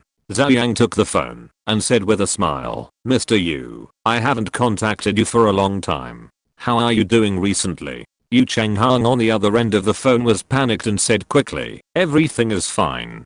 Thank you Mr. Zhou for your concern. Zhou Yang asked, "Mr. Yu, is there something you want to talk about?" Yu Changhang hesitated for a moment and said, "It's indeed a small matter." He then briefly explained Lei Jun's idea. After listening to this, Zhou Yang nodded and said, "What's wrong with this? Since the country has implemented this policy, the purpose is to promote economic development and obtain more resources. If you can build a better alien planet, it will certainly be a good thing." Yu Changhang hurriedly said, "Then Mr. Zhao, you mean support?" Zhou Yang also knew what Yu Changhang was thinking, and smiled and said, "How about this? You go to Huang Yuming of China Construction, and tell him that I said that they should go to Proxima B next week. If you want to go and investigate, you can go with me." Yu Changhang was overjoyed. Zhou Yang's words were more effective than anything else. He hurriedly said, "Thank you, Mr. Zhao. No need to thank me, just work hard. You just need to understand that the country supports you to go out and expand your business in space." Zhou Yang said. Yu Changhang's heart was instantly as if he had taken a reassurance pill, and he felt stable. Since Zhou Yang said so, the policy would not change for a long time in the future. After hanging up the phone, Zhou Yang ignored the matter. Since this matter was proposed by himself, it is okay to give some preferential treatment to domestic enterprises. It is always true that the wealth should not flow to outsiders. With Zhou Yang's approval, Yu Changhang visited Huang Yuming of China Construction the next day. This person is the general manager of China Construction, and also a person of extraordinary status. However, when he heard that Zhou Yang asked Yu Changhang to come to him, his attitude suddenly became much more friendly. He said, "According to reason, if you develop business on the outer space, you must rent warships and security forces from the country. But since Mr. Zhao supports it, this matter will be easy to handle. We have a garrison on Proxima B. When the time comes, you can just let the garrison protect you directly and forget about charging." Yu Changhang hurriedly thanked him. The first policy clearly stated that if you want to go to the horse race to grab land, you can, but the country will not give you any help. Even if you want to go to outer space, you have to spend your own money to rent warships from the country. And not only warships, but also ecological bases. Without this thing, it is impossible to gain a foothold in the harsh environment of outer space. "Mr. Huang, I'm curious, is it expensive to rent a warship?" Yu Changhang asked curiously. "This thing is a warship. According to the policy, not only warships, but also carrier-based aircraft can be rented. Of course, it's just for rent, and the combat personnel who operate the warships must also be rented together, and these combat personnel must be given generous benefits and wages." Huang Yuming laughed and said, "It's not expensive, just like the light warships that are allowed to be rented. This number for one voyage." Huang Yuming raised a finger. 100 million. Yu Changhang was shocked.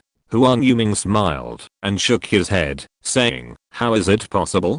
10 billion is a starting point. That's a 1,000-meter long warship that can make space jumps and has multiple weapon systems. At least 3,000 combat personnel are needed to operate the entire ship. 1 billion for one voyage is basically the cost price." Yu Changhang opened his mouth wide. The policy had just come out, and the specific implementation details had not yet been announced. He also expected that renting a warship would not be cheap, but he didn't expect it to be so expensive. But on second thought, this is an interstellar battleship after all, and it can also make space jumps. 1 billion seems to be a fair price. What about the ecological base? Yu Changhang asked again.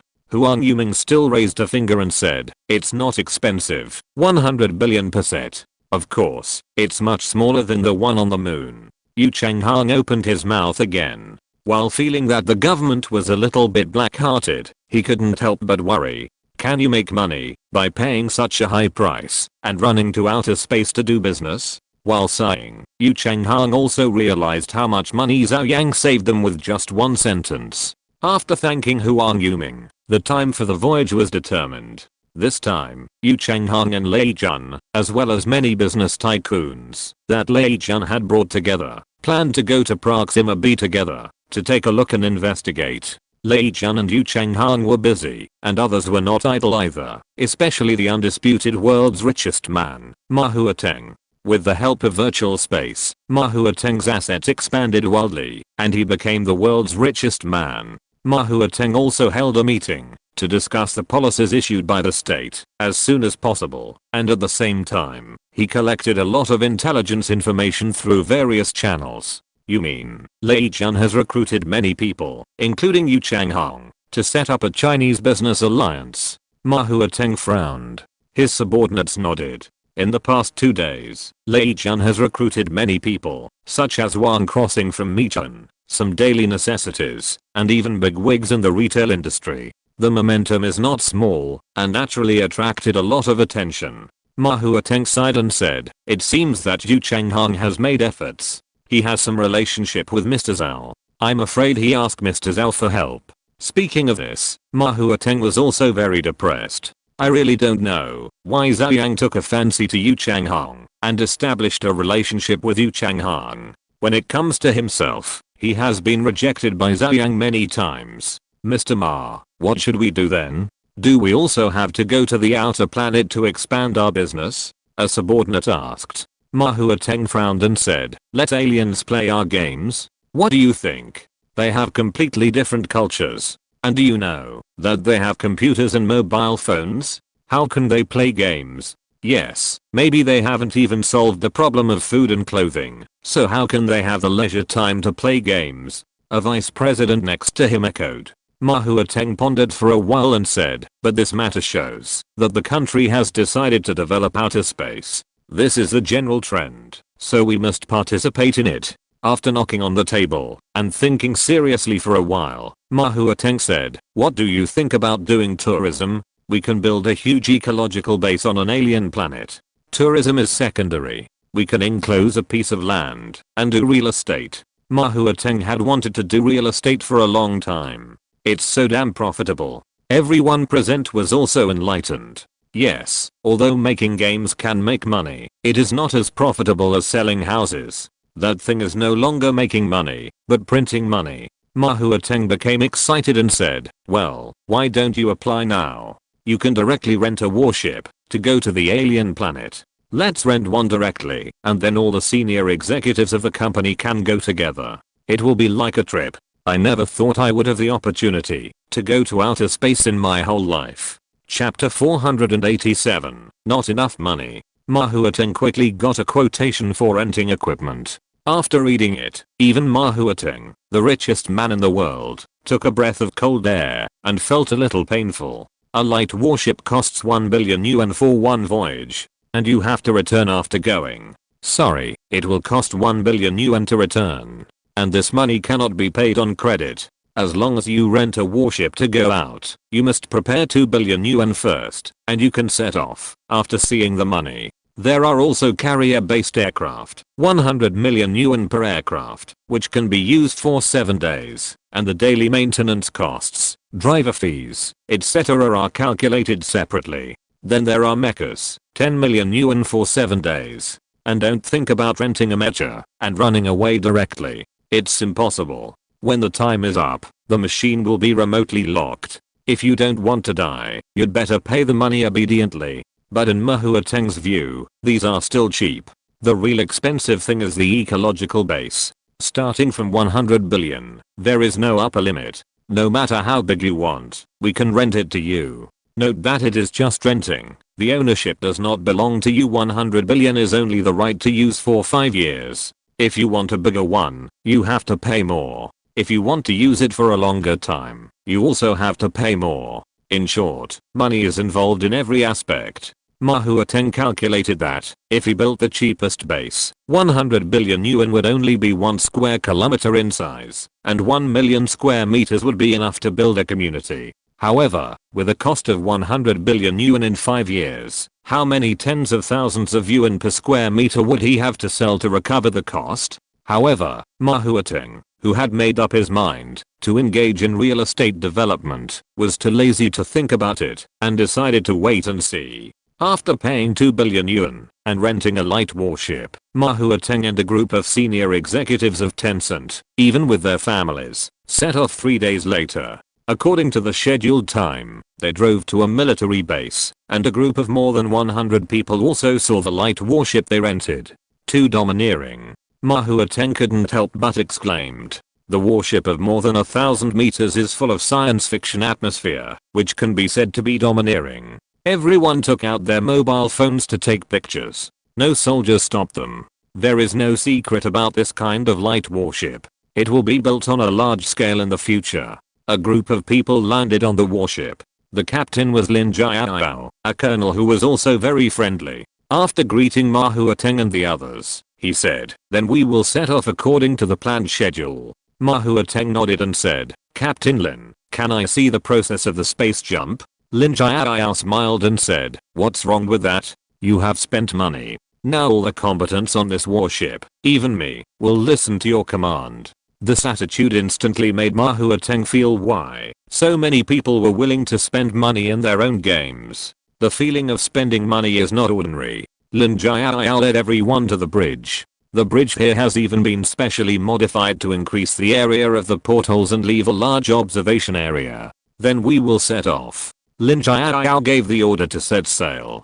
The warship took off, then slowly accelerated and penetrated the atmosphere. Soon, everyone saw the blue earth behind them. Of course, they must take pictures to commemorate the occasion. At this time, the space jump was also activated. A space channel appeared, and the warship directly entered it. The colorful space channel shocked Ma Huateng and others, especially Ma Huateng, who instantly felt that the 2 billion was worth it. Not long after, the warship drilled out of the space channel. "We are leaving the solar system now, so fast." Ma Huateng widened his eyes with an incredible expression. "I just want to say, it's too fast. I checked it out. The Proxima Centauri we are going to is 4.2 light years away from the Earth, and it takes more than 4 years for light to travel. We actually arrived so quickly. This is amazing." Everyone sighed. The warship slowly turned and faced Proxima Centauri b. It can be seen that a space channel appears from time to time in the surrounding space, and then a warship drills out. The first wave of departures, state-owned enterprises, domestic enterprises, and foreign enterprises. There are not a few who rent warships, and the first wave is basically for inspection, so the departure time is basically chosen in this time period. At this time, a huge Pangu class warship appeared in the space. "Look, that's the Pangu class warship. It's so big." Everyone looked over quickly. When the Pangu class battleship appeared, the surrounding light battleships also hurriedly made way. The battleship that Ma Huateng was on was also on the channel of the Pangu class battleship, so it quickly made way. Ma Huateng was dazzled and couldn't help asking, "Captain Lin, if I want to rent a Pangu class battleship, how much will it cost?" Seeing this cool Pangu class battleship, Ma Huateng suddenly felt the difference between Zhou and the local tyrants. It seems that the money is not enough. Lin Jiao glanced at Ma Huateng and said, "Sorry, the Pangu class battleship is not rented out." Ma Huateng looked regretful. "It is VIP only. If you don't have a ZNIU member, you can't rent it." "Who is sitting on this battleship?" Ma Huateng asked curiously again. Lin Jiao smiled and said, "No comment, and I don't know." Ma Huateng stopped asking. The battleship slowly landed on Proxima b, and Lin Jiao also began to introduce the situation of Proxima b. "Can people only live on the Terminator?" Ma Huateng felt a little regretful. There were not many places suitable for living. But he thought about it again. The Terminator is about 100 kilometers wide and surrounds Proxima b. It is not a small place. At this time, everyone noticed that in the distance, on the dark side of Proxima b, there were several laser beams that penetrated the space from time to time, which were very obvious in the darkness. "It seems like a war," someone said.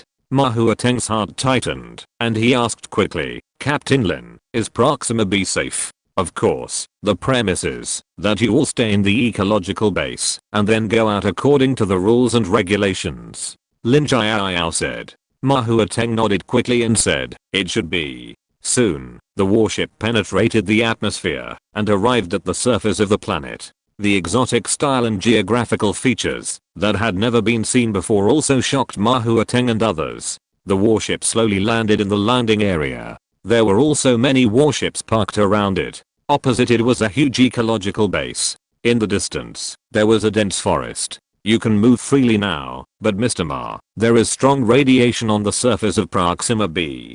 If people are exposed to such an environment, they will almost certainly die. Therefore, if you are in the open air, you must wear mechas. Do you want to rent some mechas? Lin Jiao suddenly said. Ma Huateng was stunned and asked subconsciously, are there no mechas on the battleship? Lin Jiao shook his head and said, of course there are on the battleship, but these mechas are still state property. I can't let you use them privately. If you want to use them, you must pay the rent. The mechas are rented for 7 days, 10 million per set, and there are 134 people present, which is 1.34 billion. Ma Huateng instantly felt suffocated.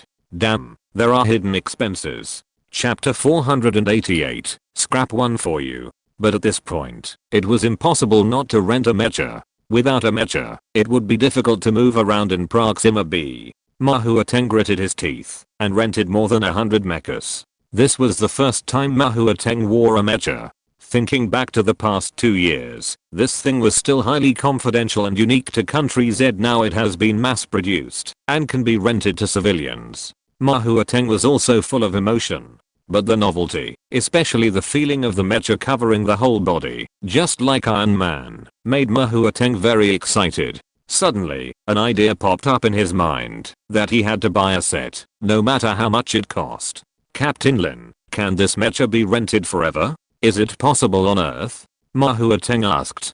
10 million for 7 days, 52 weeks a year, is only 520 million. A mecha limited skin in the game is enough to pay for several years of rent. Lin Jiao smiled mysteriously, then lowered his voice and said, it's not impossible. If Mr. Ma really wants it, I have a way. Oh, what way? Lin Jiao looked around and saw no one, then said, you know, we have been fighting for a while, and the funds are tight. Not to mention ordinary soldiers, even our captains and officers have not received their salaries for 2 months. What? It's impossible. Ma Huateng looked at Lin Jiao with suspicion, as if to say, are you playing me? When will the army be so poor that it can't pay salaries? Of course it's true. Lin Jiao said confidently. Ma Huateng said, okay, then this is quite serious, but what does this have to do with mechas? Lin Jiao said, Mr. Ma should know that there is a regular scrap quota for equipment in the army. That is, some equipment is worn out and has to be scrapped.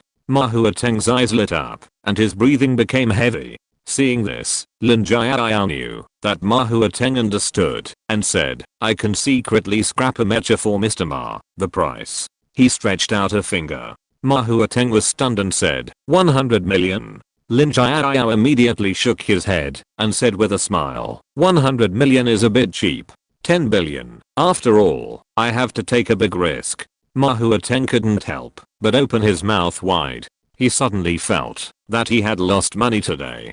2 billion before, 1.3 billion just now, and now 10 billion again. Even the richest man can't afford to make so much money. Will it be discovered? Ma Huateng hesitated. 10 billion, a mecha can be rented for 2 years. Lin Jiao patted his chest and said, Mr. Ma, don't worry. Since I dare to sell it to you, there must be a way. I will help you block the remote connection port of the intelligent program, and then you just need to be low-key. I guarantee that there will be no problem. After that, Lin Jiao saw that Ma Huateng was a little hesitant and gritted his teeth and said, then, 900 million, I will give you a 10% discount. Mr. Ma, think about it carefully. This is a mecha, a man's romance. You have seen Iron Man. Don't you want to be like Iron Man, with only 900 million to own a mecha? Although it doesn't have a weapon system, it is also a mecha that can fly. The words man's romance completely moved Ma Huateng, and he nodded and said, okay,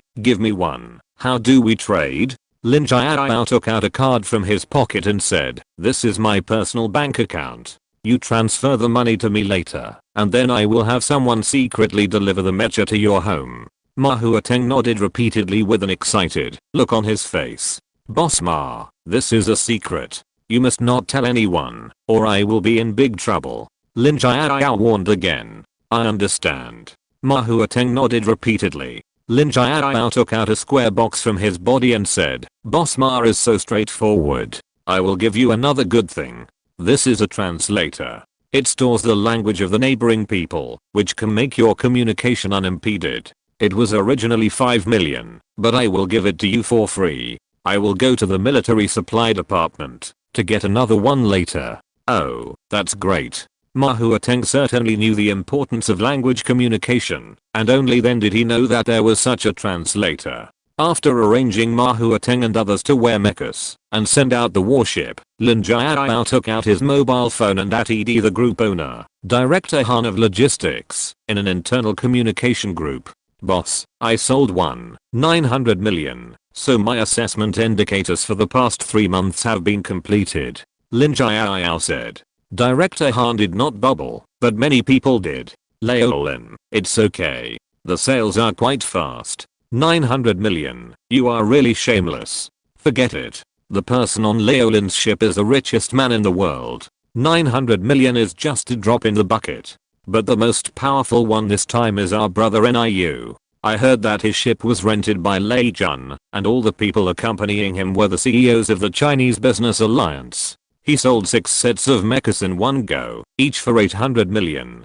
This is 4.8 billion yuan in revenue for us. At this time, Director Han also popped up and said, Leolin did a good job. Others should stop chatting. This is a work group, understand? Also, the instructions from above are that any sale to foreigners must not be less than 1 billion yuan. Do you remember it?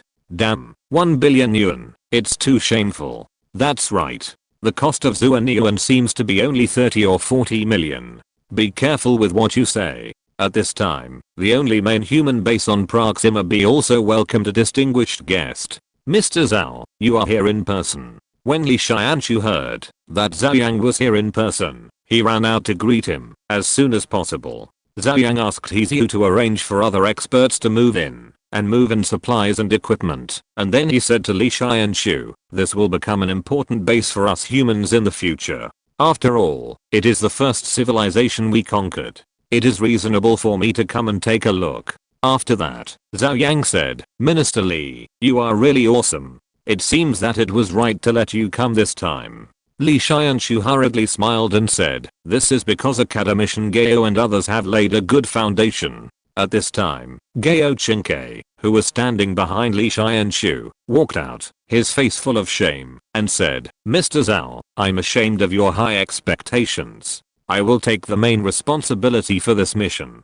Zhou Yang smiled and shook his head and said, the mission did not fail. What responsibility do you bear? Although Gao Cheng delayed some time, it did not affect the overall situation in the end, so Zhou Yang would not pursue the responsibility. After saying that, Zhou Yang continued, I know that you all have worked very hard, so this time, I was also entrusted by the emergency committee to come visit you, and I have also brought your family members here. At the same time, I will give you a few days off, so that you can relax. Many people's eyes lit up. Although they had only been out for a short time, their families on Earth had already been away for several months. Chapter 489 Attacking the Nest. After sending many experts to meet the family members, Zhou Yang went to check the entire base with Li Xianshu, Gao Cheng and others. The base has been completed, and some details are being added. By the way, when I landed just now, I saw a battle light in the dark area.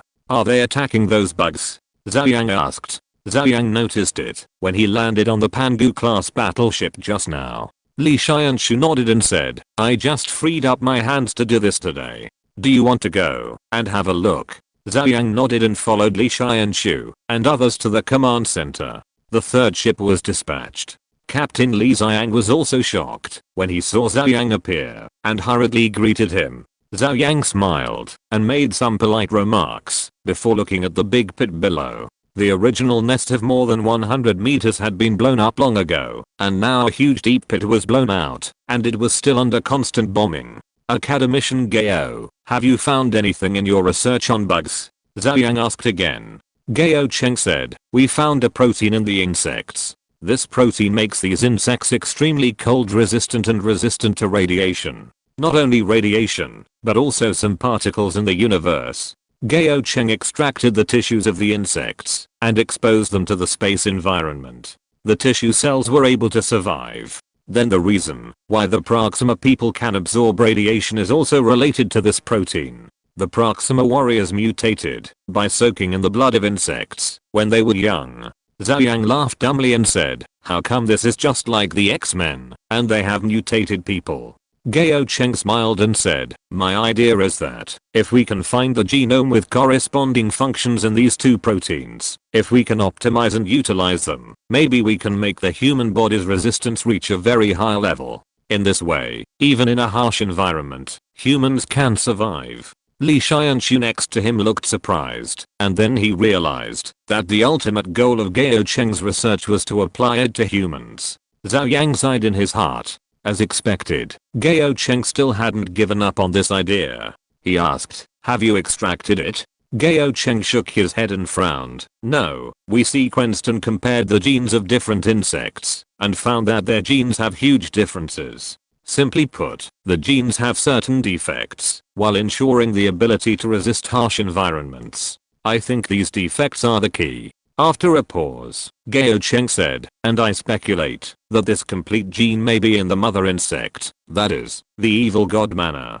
Zhou Yang didn't express any opinions. In fact, although Gao Cheng's current research has achieved some results, it is only this. Whether it is on giant dinosaurs, on the shining aliens, or on this insect, the research findings are just discoveries. There is still a long way to go before it can be truly applied to humans. And even if Gao Cheng gets the gene modification agent, there is still a huge hurdle to perfectly integrate with humans. Otherwise, for humans, it is a shot of poison. At this time, Zhou Yang remembered the reward of the random task, the gene recombination technology. Since it is a technology given by the system, it must not be an ordinary technology. Could it be a way to optimize human genes and make them stronger? As he was thinking randomly, something strange suddenly happened at the scene.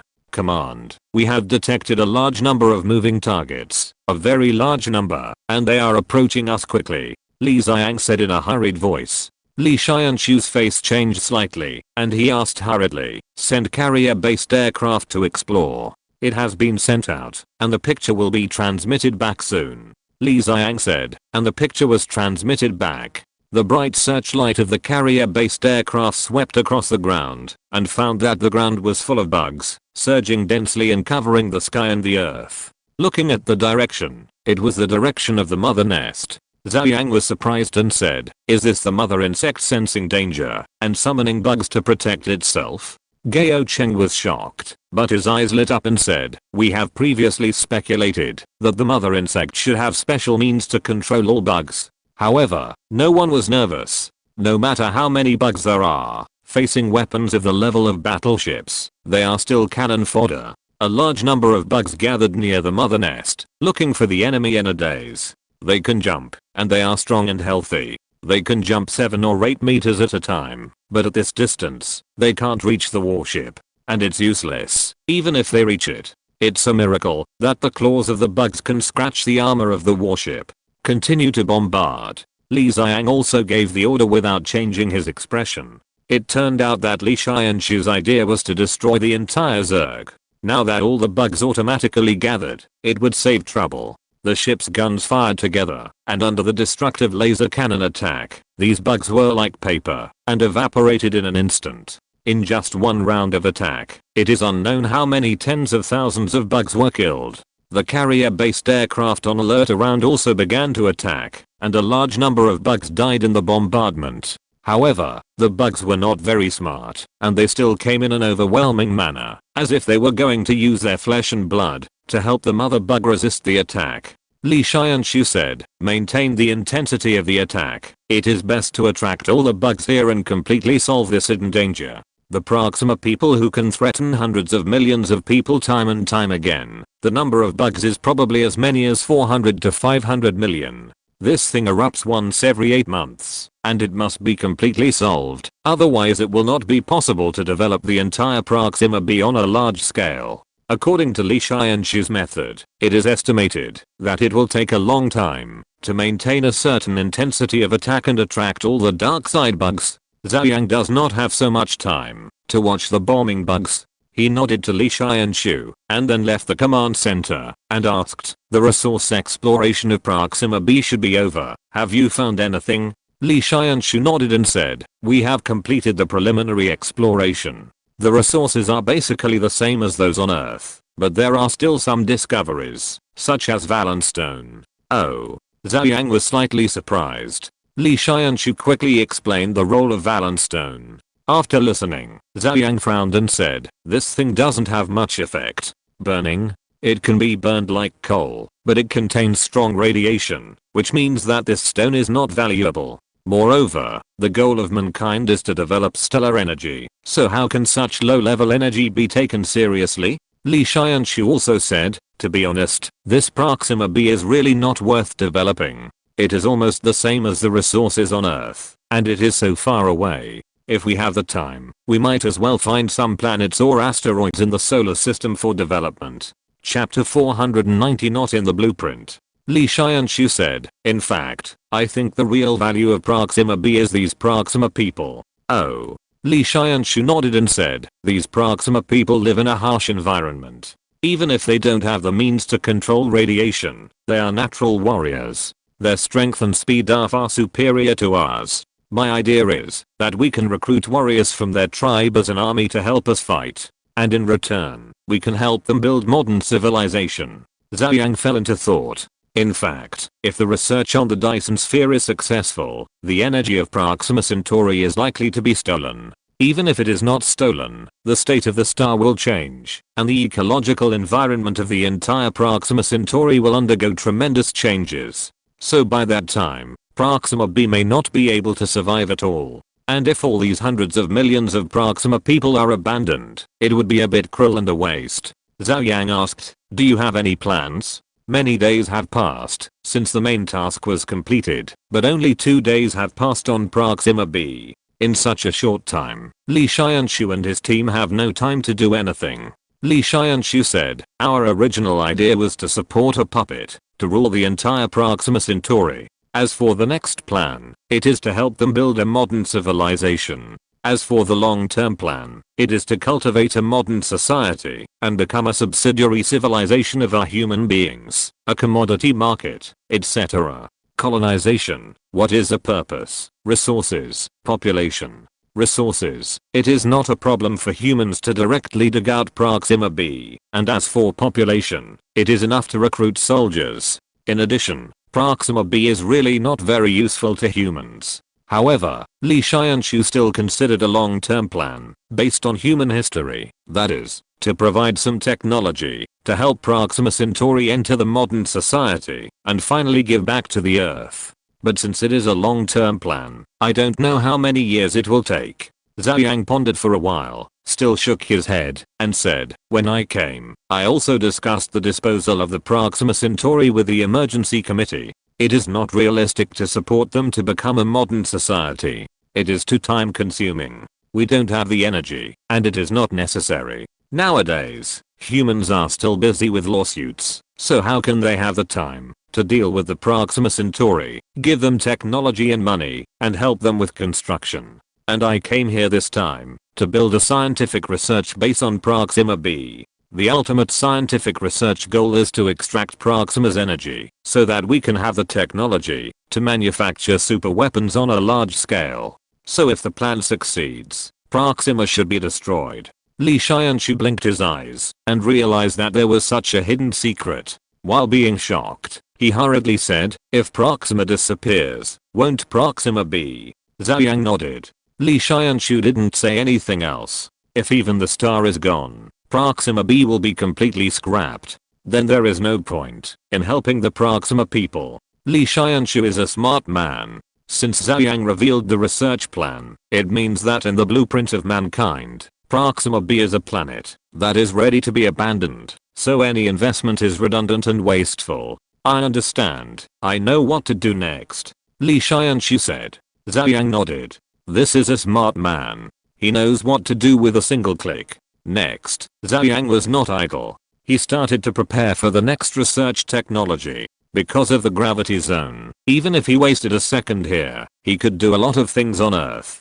On the other side, a large number of businessmen were also wandering around Proxima B wearing mechas and surrounded by soldiers for protection. Safety was not a problem. Boss Ma, The environment here is too bad.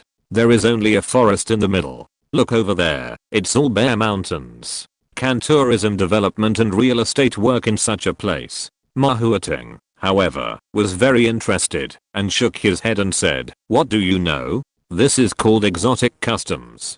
For rich people, they can buy a villa and leave it empty. They don't live there for a few days a year. Why can't they buy a villa on an alien planet and live here occasionally for a few days? Everyone looked at Mahuateng and thought to themselves, you are talking about yourself. Mahuateng bought a villa, let alone living there for a few days a year. I'm afraid that some of the villas he bought have been forgotten by himself. Mahuateng came to the junction of the rocky area and the forest, pointed to a large forest in front and said, it's here. When we came here just now, wasn't there a lake over there? Let's use this place as an area to enclose a piece of land and build an ecological base. We can build small high-rise villas on the periphery. We can face the mountain and look up at the endless starry sky, and we can also be surrounded by the forest and enjoy the natural tranquility. As for the middle, build a few more high-rise buildings and large flats. There is sunshine here 24 hours a day, and the lighting should be too good.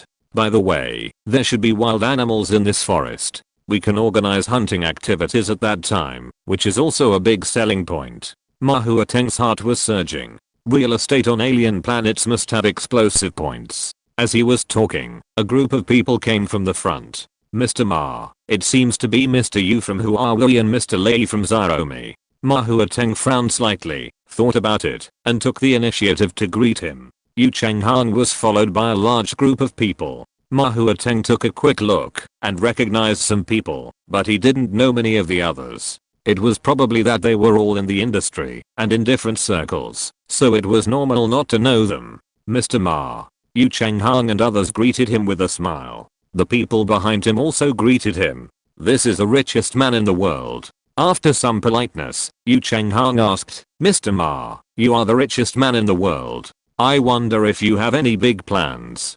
Can you give us some advice? Mahuateng hurriedly said modestly, I don't dare to give you advice. You all know better than me how I became the richest man in the world. I just went with the flow. But you are all in the industry and technology, much better than me. This kind of business mutual praise is meaningless. Everyone sees each other every day. They are all from Z country, and they naturally come together. I just saw Musk and many big wigs from Wall Street. Wang Crossing said. Mahuateng snorted and said, what Wall Street? It's a thing of the past. Taking advantage of the decline of the previous M country, Mahuateng has bought up many companies and assets in M country. Now, in Mahuateng's eyes, what Wall Street is just a group of outdated guys. Everyone smiled. At this time, Lei Jun said, on the way here, I asked about the situation of the billion people and found a big problem. That is, they are still in a feudal society. Capital has not yet sprouted, and even currency has not been born.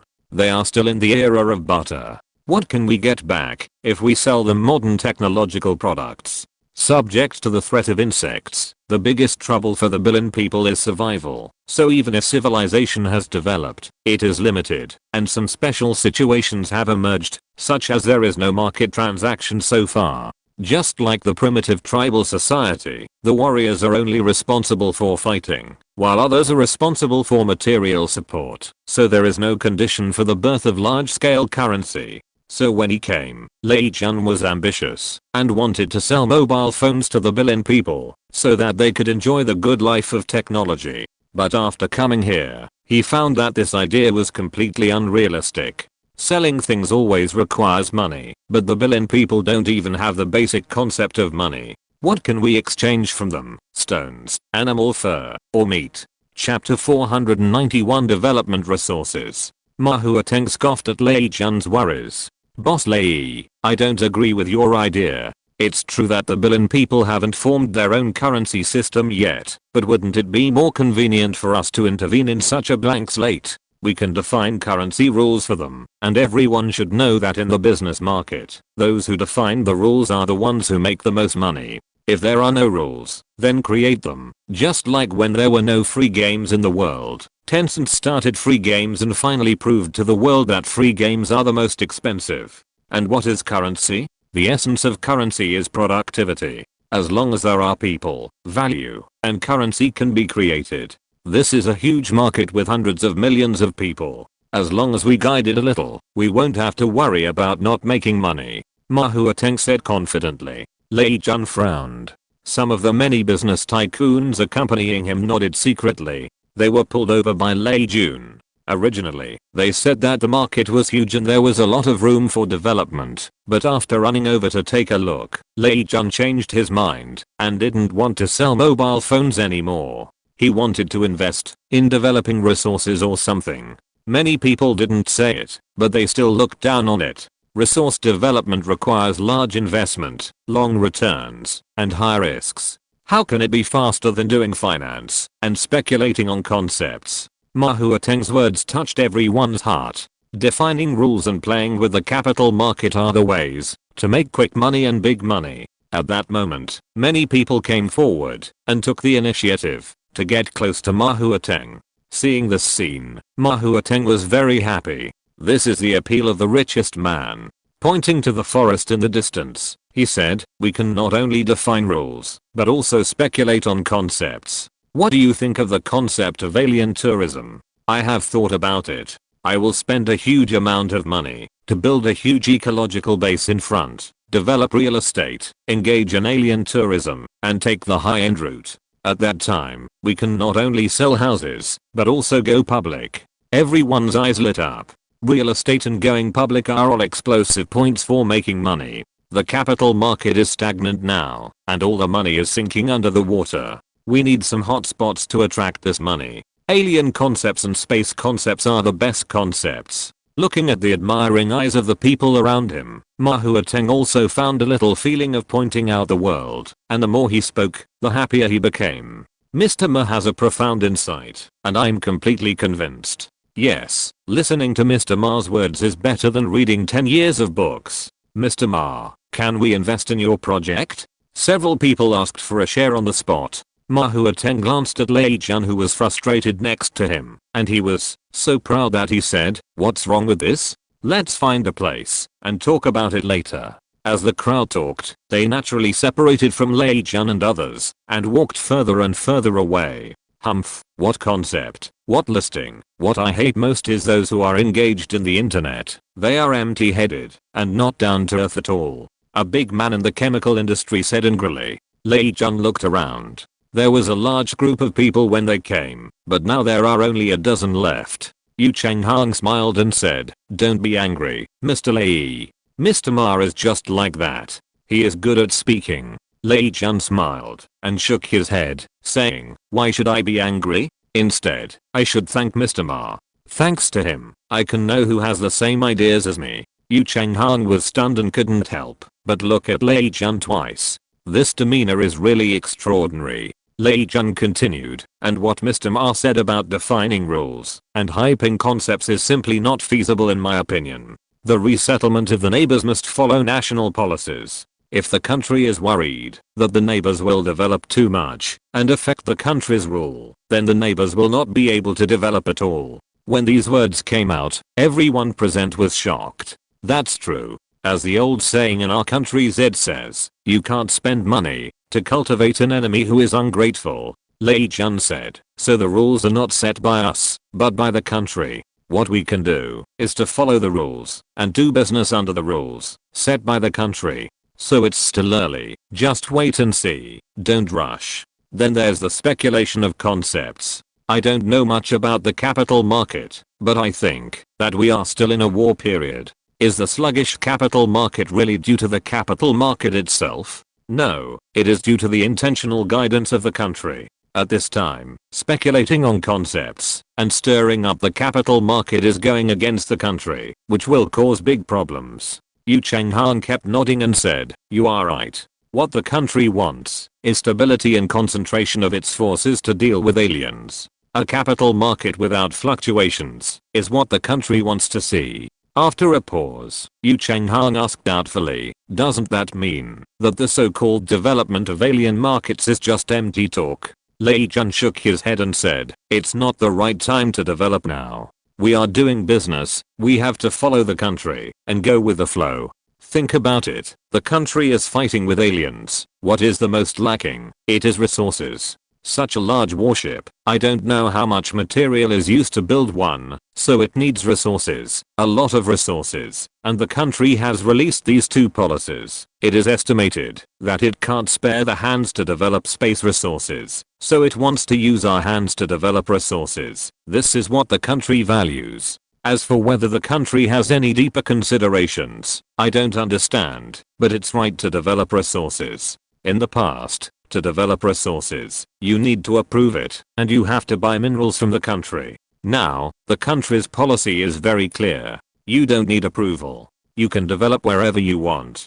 If you make money, it's yours. If you don't make money, don't blame the country. Lei Jun became more and more excited as he spoke, and felt that he really understood the ideas above. And everyone nodded again and again. Now after Lei Jun said this, it is more reliable to develop resources. Real estate on Earth hasn't been fully developed yet, and it's too risky to go to outer space to develop real estate. Boss Lei, since we've followed you, we believe in your ability. Just tell us directly how we are going to do it, a CEO asked. Lei Jun said, developing resources is nothing more than prospecting, excavating, and finding channels for sales. For prospecting, we can only buy professional equipment, or we can get in touch with the billion people more, and give them some benefits. They are natives and they must know where there are mines. Then there's excavation. There's nothing much to say about it. Just invest in machinery and robots. And I just noticed that the robots in the country are all operating in the open air. This means that we don't actually need to rent any ecological bases. That stuff is too expensive. With that money, it's more appropriate to buy more machinery and robots. Chapter 492 Meeting Zhou Yang again. Along the way, Lei Jun secretly noticed a lot of things, such as how the country developed it, and he had already made plans in his mind. There is no need to build an ecological base. All robots and machinery are needed. If it doesn't work, we can recruit people to help manage it. Humans are afraid of radiation, but people are not. And when humans really need to take action, they can just rent 2 sets of mechas. There is no need for ecological bases, which are so expensive. This money can be used to buy a large number of machinery and robots. As for sales, we can sell it to the country. Mr. Yu, didn't Mr. Zhao ask you to contact Mr. Huang of China Construction? Mr. Huang is familiar with the big guys of state-owned enterprises. Let him help to make connections. Do we still have to worry about selling our resources? And we can sell them on the spot, even if the price is lower, and we can save transportation costs. Everyone nodded repeatedly, and the more they thought about it, Lei Jun took the lead and decided to set up a mining company. Lei Jun also named it, called Starry Sky Mining. There were a total of 16 people present, each with their own capital and shares, and finally raised 418 billion yuan. This is just the first step of funding. If the funds are not enough in the future, the money of the investment company can be introduced. The plan was finalized, and everyone took their own tasks and got busy. Like Lei Jun, he went to get land. Not only the land of Proxima b, but also the land of Mars and Venus, and even the land of any planet in the solar system. With the current technology of the Earth, let alone the development of planets, it is not a problem to go to the Kuiper Belt and bring back a few asteroids. Lei Jun ran to the main base as soon as possible. Only here can he contact the Earth, and there are government representatives here. Many things can be done here on the spot. With several assistants, Lei Jun entered the base and was about to ask where to go to do business. Suddenly, he noticed a group of people walking in front. The leader was dressed in a suit, young and handsome. Lei Jun's eyes lit up instantly. Zhou Yang. Lei Jun never thought that he would meet Zhou Yang here. With a gritted teeth, Lei Jun took the initiative to greet him. However, as soon as he approached, he was stopped by the security personnel. Lei Jun hurriedly shouted, "Mr. Zhao." The security frowned and was about to drive Lei Jun away, but Zhou Yang on the other side also heard it. He looked up and saw that it was Lei Jun, then waved his hand and asked the security to let him go. It turns out to be Mr. Lei. "Hello, hello." Zhou Yang smiled and stretched out his hand. Lei Jun looked flattered and hurriedly shook hands with Zhou Yang, saying, "Hello, Mr. Zhou, I really didn't expect to meet you here." Zhou Yang said, "I came here to do some research. Speaking of which, I didn't expect to meet you." "Why, you came to Proxima because of those two policies?" Lei Jun nodded quickly. Zhou Yang thought for a while and said, "Then what business are you going to do? You're not going to sell your Xiaomi phones to Proxima Centauri, are you?" Lei Jun smiled awkwardly. He really thought so at first and said, "No, I'm optimistic about resource development and decided to develop the resources of Proxima Centauri." Zhou Yang was a little surprised. In his opinion, Lei Jun was engaged in electronic technology. He didn't think about how to sell electronic products, but actually thought of doing the most basic resource development. This really surprised him. Lei Jun said, "I, Mr. Yu from Huawei, and some other CEOs from the real economy, have established a Chinese business alliance to jointly develop resources." Mr. Yu. Zhou Yang suddenly realized and said, "I remember that Mr. Yu called me a few days ago, and I asked him to find Huang Yuming from China Construction." Lei Jun nodded repeatedly and said, "Thank you for your help, otherwise we wouldn't be able to do things so smoothly." Zhou Yang repeated the Chinese Business Alliance, and then thought of Lei Jun being able to unite a group of entrepreneurs in the real economy. Zhou Yang had heard of these people and they were deeply involved in the real economy. In such an environment, the real economy is the foundation of the country. Thinking of this, Zhou Yang smiled and said, "You have a good idea. How about it? Have you chosen where to open a mine?" Lei Jun shook his head and said, "I don't have any idea yet. We have just raised funds and are preparing to report it." Zhou Yang thought for a while, looked at an attendant next to him, and asked, "When you were exploring before, it seems that you discovered a huge copper sulfide nickel mine.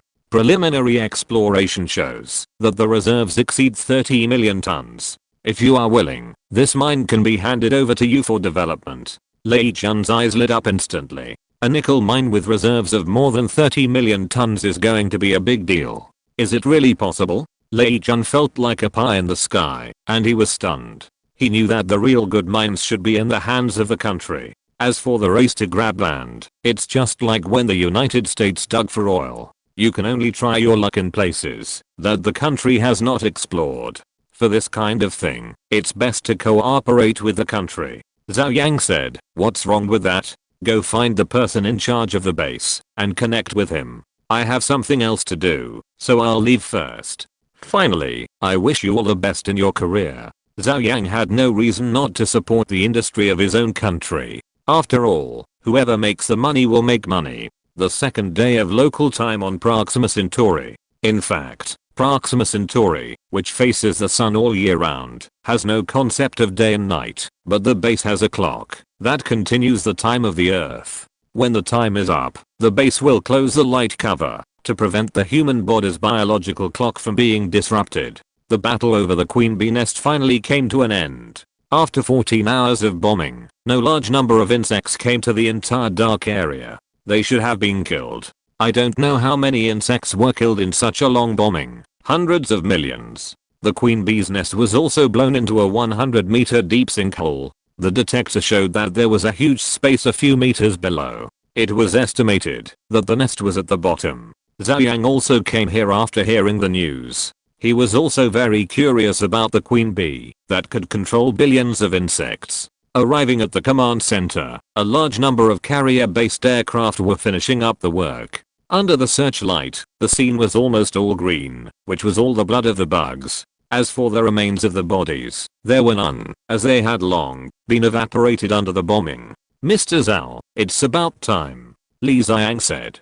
Zhou Yang nodded. Under the searchlight, a large number of machines were dispatched to dig the bottom of the Xiangqing. With a bang, a huge gap opened at the bottom of the pit, revealing a huge space below. There was a faint red light coming out from below. At this moment, many huge bugs suddenly emerged from the gap.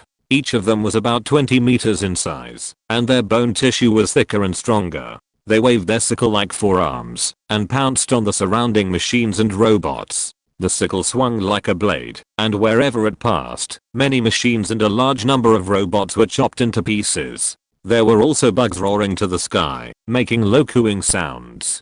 If you're listening to this novel on a channel other than Fanfic World, it means they downloaded and uploaded it without effort. We cordially invite you to visit our channel, Mundo Fanfic Novelos. There you'll find the original version of this story and you can explore many other novels of various genres. We're waiting for you to immerse yourself in a world of incredible novels. Chapter 493 Gene Segment. However, there was no surprise in the command center. Mr. Zhou, I think these huge bugs should play a role similar to the drones in the hive and the entire bug system, Gao Cheng said. Zhou Yang nodded. It can be seen from the camera that a large number of giant bugs poured out from the gap, with hundreds of them. I'm afraid these are the last means of defense for the queen bug. Kill them, Zhou Yang said lightly. The carrier-based aircraft around the Xiangkeng began to attack. No matter how big these giant bugs were, they were no match for modern weapons, and were soon bombed into slag. The gap became larger and larger, revealing the situation below. It seems to be the geothermal outlet. This queen bug must need a lot of heat to breed a large number of bugs. It is normal to build a nest at the geothermal outlet, Zhou Yang said casually. As he spoke, the space below was completely exposed, and a huge bug appeared in front of everyone. It's so big. Gao Cheng was shocked. Li Xiang also exclaimed, this is simply a big lump of meat. At the angle of the underground space, a huge insect was curled up, or rather, it was vaguely seen that it was a bug, because it was too big, estimated to be 100 meters long. The hands and feet of the insect had already degenerated a little, but the abdomen was highly developed, like a huge spider sac, and there was a lot of mucus scattered around. The head of the insect was abnormally large, and a pair of eyes were flashing. Under the searchlight, it wanted to move its body, but its limbs were degenerated, and it was almost impossible to move. Zhou Yang couldn't help but sigh. This is simply a breeding machine. It's really unimaginable that hundreds of millions of insects were born from it. Everyone had a similar expression. Hundreds of millions of insects in the dark area were actually bred by this mother insect. Mr. Zhou, what should we do now? Should we capture this mother insect alive? Li Xiang asked. Zhou Yang thought for a moment, looked at Gao Cheng, and asked, Academician Gao, what do you think? Gao Cheng hesitated for a moment and said, my idea is that it's better to capture it alive. Forget it, let's not capture it alive. Let it stay here, and then we will go over to collect samples. If there is a research breakthrough, we will consider the next step. Zhou Yang nodded, and the research of this thing was still entirely handed over to Gao Cheng. As for how far the research could go, it was up to Gao Cheng himself. Gao Cheng did not hesitate, and immediately asked the people on the scene to collect samples. Zhou Yang, of course, would not be idle. Time was tight here, so he arranged two shifts of researchers to conduct research. First, some theories were verified through experiments. For example, macro black hole experiments and space channel stability experiments. Zhou Yang did not plan to stay for too long, so he returned to Earth, where he could have more time. The next day, Zhou Yang was about to return to Earth, and Gao Cheng suddenly came over and said excitedly, Mr. Zhou, there is a major discovery. Gao Cheng had a pair of dark circles under his eyes, probably because he stayed up late. Oh, what discovery? Zhou Yang asked. Gao Cheng took out his tablet computer and demonstrated his discovery to Zhou Yang using holographic projection. Didn't my previous research find that the gene of the protein in the insect was defective? Then I speculated that the gene of the mother insect should be complete. In fact, it is like this, you see. Gao Cheng pointed to the double helix structure in the holographic projection. In fact, whether it is carbon-based organisms, prokaryotes, or even eukaryotes, DNA is a double helix structure, and the genes of insects are also double helix structures. The structure is the same, but the order and number of bases are different, which affects the expression of proteins. Coupled with the differences in individual organisms, this forms different species. Gao Cheng Dao said, I compared the genomes of underground dinosaurs, Shining Tribe, and the queen worms, and found a gene segment that made them show some commonality, and this gene segment is not found in humans. My previous research has determined that underground dinosaurs have 31 gene segments that may have led to their strong and large bodies. Shining Tribe also has 16 gene segments, which may be related to their mutation after adulthood. but they have too few similarities and the samples are not comparable. This time, in the protein of the queen worm, I finally found that they have a common gene segment, showing the same base pair arrangement order. Mr. Zhou, this gene segment may be the key to unlocking our human body. Next, we just need to find a way, whether it is to graft this gene segment onto humans, or replace a specific gene segment in humans. Perhaps we can make the human body become extremely powerful. Zhou Yang carefully looked at the presented gene segment and fell into deep thought. In fact, after the research has reached this step, the next step should be to conduct experiments. But it is definitely not possible to conduct experiments on humans now. The risk is too great. Changing genes randomly is absolutely suicidal. Even if you want to try, at least you have to get the gene recombination technology rewarded by the random task first. Well, you can experiment on animals first. You can use monkeys to see if the genes can be fused and modified. Zhou Yang said. Gao Cheng nodded and said, Mr. Zhou, then I'd better go back with you. There is actually no use for me to stay here. Okay, you get ready. We will go back to Earth in the afternoon. That afternoon, Zhou Yang returned to Earth. The main task has been arranged, and we just need to proceed step by step. The rest is the random task. When Zhou Yang came back, the warship carrying out the mission had already set off. It was a fully equipped Pangu class warship, and the captain was Zhou Chengai. When Zhou Yang returned to Earth, Zhou Chengai had already left the solar system, and his specific location could not be contacted for the time being. The reason is still the gravity zone. The signal passes through the gravity zone and is distorted and extended, resulting in time asymmetry, so that communication cannot be transmitted in real time. Zhou Yang discovered that, although this gravity zone protected the Earth and gave it more time to develop, it also trapped the Earth like a cage, and even basic communications became a problem. However, the plan this time was mainly to gather intelligence, and counterattack was secondary, so Zhou Yang could only hope that they would return safely, so that he could complete the mission as soon as possible. After leaving the Earth, Zhou Chengai and his party used Proxima Centauri as the coordinate point, and made a space jump directly, and then continued to make a space jump to the position of Lucas Star. This jump will be very far, directly jumping 40 light years, but the distance is so far, and the situation observed is also 40 years ago. No one knows what changes will happen within 40 years. Chapter 494 Aquarius. Standing on the bridge, looking at the space channel that seemed to have no end, Zhou Chengai had a sense of unreality and a trance, as if he was in a dream. However, this feeling came and went quickly, and the warship drilled out of the space channel. Surrounding, there was still a brilliant starry sky. Quick, locate, Zhou Chengai said immediately. Looking around, Zhou Chengai did not see any planets. Of course, the stars were still visible, but the planets that could be seen were unknown. From the Oma civilization, humans obtained a star map, and the range was not small. It is more accurate to say that it is a model, because planets, stars, and even galaxies, the entire Milky Way, are always moving, so a star map constructs a model of the entire star field. Every star, and more precisely, every planet, is marked according to the observed trajectory. Every celestial body is in absolute motion, but it is stationary with respect to each other. By observing the surrounding star fields and comparing them with the star map, it can be located. As soon as he got out of the space channel and appeared in the empty space, it was actually a good thing for Zhou Chengai. What he feared most was a space jump, which was so far away that he jumped directly to the vicinity of the enemy's planet. Soon, the combat personnel completed the positioning and put the detected star position on the holographic projection, saying, "Captain, we seem to be near Trap in Aquarius." Aquarius? Trap?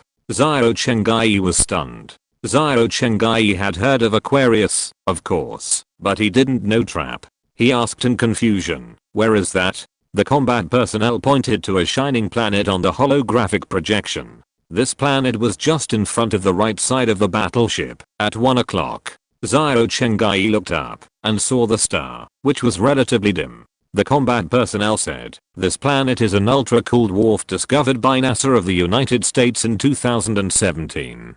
Through observation, 3 of its 7 planets are located in the habitable zone and may be suitable for human habitation. Are the 3 planets in the habitable zone? Zhou Yang raised his eyebrows slightly. After becoming the captain of a space battleship, Zhou Yang and other captains also made up for a lot of space knowledge. For example, Zhou Yang knew that ultra-cold dwarfs are actually red dwarfs. In the entire Milky Way, 70% of the stars observed by humans are red dwarfs. As for why they are called ultra-cold dwarfs, it is because the surface temperature of this kind of star is very low. Of course, this is very low, but it is only relatively speaking. After all, it is still a star. For example, the surface temperature of this TRAPPIST star has reached more than 2000 degrees Celsius. The habitable zone is just an Earth-like area with relatively stable light. If the atmospheric conditions of the planet are suitable, liquid water will be born. This does not mean that this planet is suitable for human habitation and can also give birth to civilization. It seems that the deviation of our jump is not large. Zhou Yang said. Their jumping target is 40 light years, and TRAPPIST star is 39 light years away from the Earth, which is only 1 light year away. Deputy Captain Zheng Hanxiang said, Old Zhou, according to the star map of the Oma people, we are now 7.4 light years away from their main star, Luca, and 16.4 light years away from Decidin's main star, Decidins. So are we going directly to Decidins now? Zhou Yang was about to speak when a hot laser beam suddenly appeared in the direction of Trap in front of him and hit the battleship's energy shield in a flash. Enemy attack. Zhou Yang's face changed drastically. The intelligent program has already positioned and calculated the angle of the attack. Captain, the enemy is on Trap's 4th planet. Without the reminder of the combat personnel, Zhou Yang also saw the trajectory of the laser beam presented by the holographic projection. Glancing at the defense efficiency of the energy shield, the previous shot killed 2% of the energy efficiency. This is not low. A battleship's main gun can kill 2%. It's almost enough.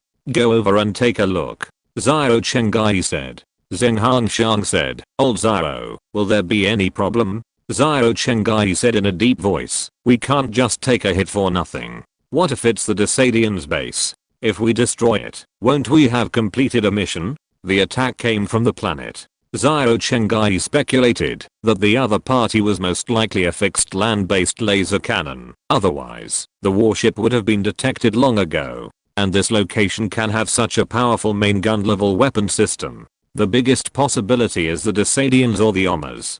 Zheng Hanxiang frowned and said, don't be the Omas. After all, we are closer to the Omas. The Omas are the Omas. Anyway, they are enemies. The warship started the space jump again. 10 seconds later, another laser beam shot out. However, this kind of attack can't shake the powerful Pangu class warship at all. 20 seconds later, the warship tore through the space channel and disappeared in a flash. The next moment, the warship appeared near the 4th planet of Trap, hundreds of millions of kilometers away. Looking through the porthole again, I saw that this was a planet at least half the size of the Earth. The atmosphere could be clearly seen, and there were even lands on the surface of the planet. If you look closely, you can see the existence of some water systems on the large areas of land. Another laser beam shot out and directly exposed the location of the weapon system, which was located in the center of a continent. Fire. Zhou Yang didn't waste any words. Whether it was the Omas or the Decidins, they were all enemies. Just do it. The main gun of the battleship had already buffered. A thick laser beam, accompanied by hundreds of laser beams fired by the ship's guns, penetrated the atmosphere and submerged the location of the weapon system. From space, you can even see patches of explosions and flames. Old Zhou, are you going to land? Zheng Hanxiang asked. Zhou Yang thought for a while and said, wait and see. 10 seconds later, there was no counterattack. Zhou Yang speculated that the opponent's weapon system should have been destroyed. At this moment, the detection system detected that more than 20 targets appeared on the surface of the planet and left quickly. The detection system marked and focused immediately, zoomed in the picture, and accurately captured the shape of the target. It's a Decidin carrier-based aircraft. In the camera, there was a triangular carrier-based aircraft. Zhou Yang, who had just experienced the Earth Defense War, was no stranger to this thing. Damn it, kill them. Zhou Yang roared. What else can you say to the Desertines? Just kill them directly, and don't even need to catch them alive. Zheng Hangshan was shocked and hurriedly said, Old Zhou, we still need to spy on intelligence. Do you want to leave two alive? As soon as the voice fell, hundreds of naval guns fired, and a total of 26 Desertine carrier-based aircraft instantly exploded into a ball of fire. Chapter 495 Random Mission Completed. The Earth Academy holds regular meetings every few days to report the progress of each project team. Zhou Yang can also control the progress of the entire research project in this way. Now that the project has just started, the main thing is to design some experimental plans to confirm the relevant theories provided by Zhou Yang. As Zhou Yang listened, a voice suddenly sounded in his mind. Congratulations to the host for completing the random task and rewarding genetic recombination technology. Zhou Yang was stunned. Zhou Chengai seemed to have only been away for 2 days. In addition, due to the gravity zone, they may have just left the solar system. Not long has passed. At this time, I'm afraid that they have not even found where the enemy is, but they actually launched an attack on the Desadians. This is too fast. Could it be that, as soon as they arrived at the destination, they encountered the Desadians' warship, and then they fired a shot and ran away? Zhou Yang felt a little amused. If this is the case, then it must be said that humans are really lucky. A large amount of information began to emerge in his mind.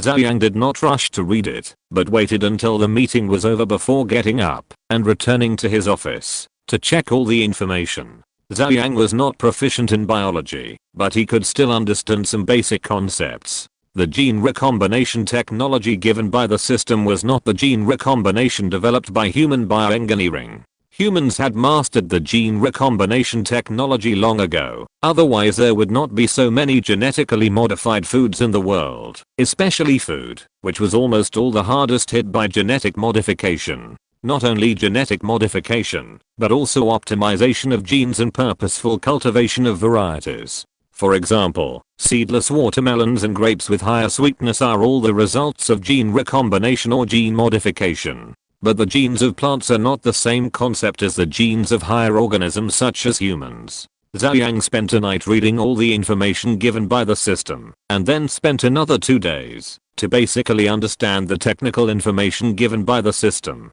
Of course, it was limited to understanding, just like I know that 1 + 1 = 2, but I don't know why it is equal. After a night's rest, Zhou Yang took a plane to the prison island the next day. Gao Cheng also has a laboratory in the Academy of Sciences, but his current key research projects are all on the prison island, so after returning to Earth, he simply returned to the prison island. And there is also a shining tribe imprisoned here.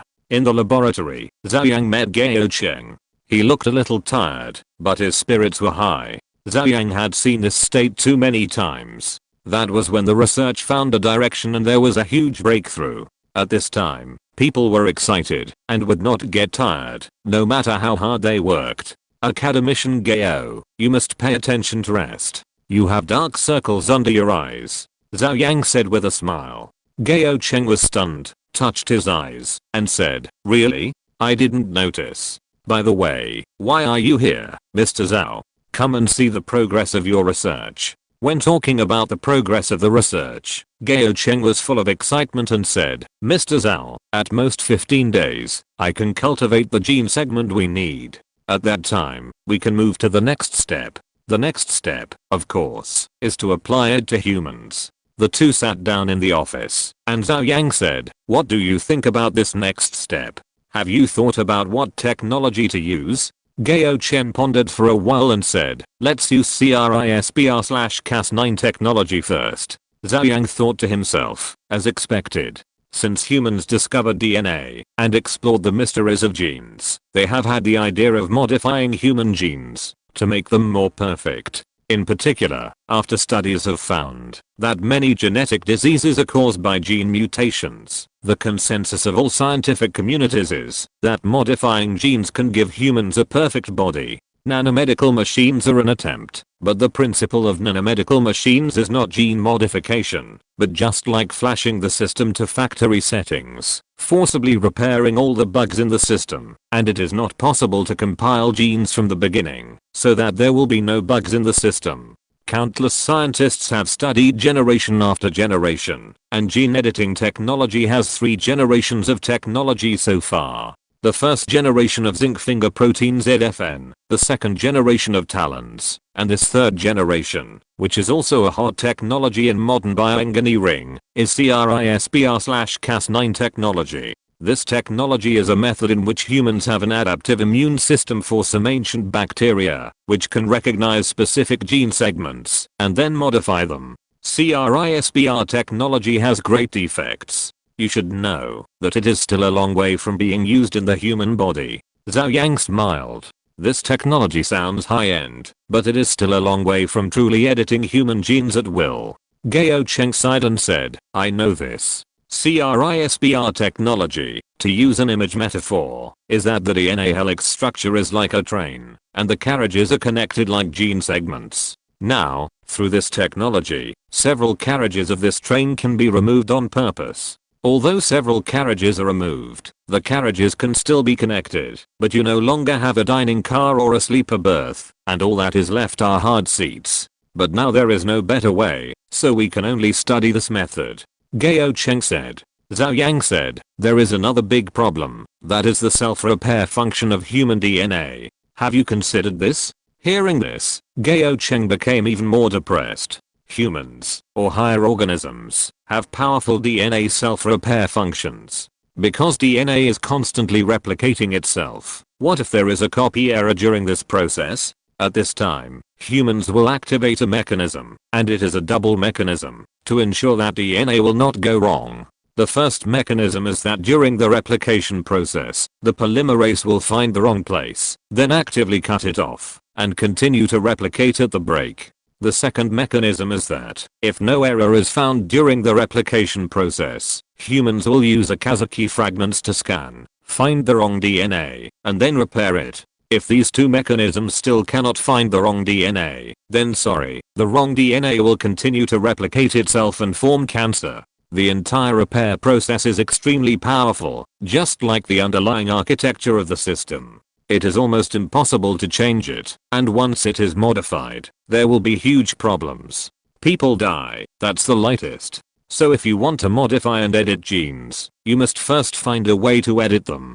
The second most important thing is to suppress the body's self-repair ability, and make the body recognize that the edited gene fragments are normal and human. Otherwise, a rejection reaction alone can kill people. Mr. Zhao, did you come here today to deliberately discourage me?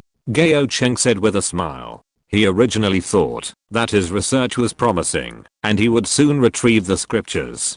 But after Zhou Yang said this, he realized that he had just left the Tang dynasty, and was still a long way to go to the west. Chapter 496. The bird occupies the dove's nest. Zhou Yang smiled. I have a lot of things to do, so I don't have time to attack you.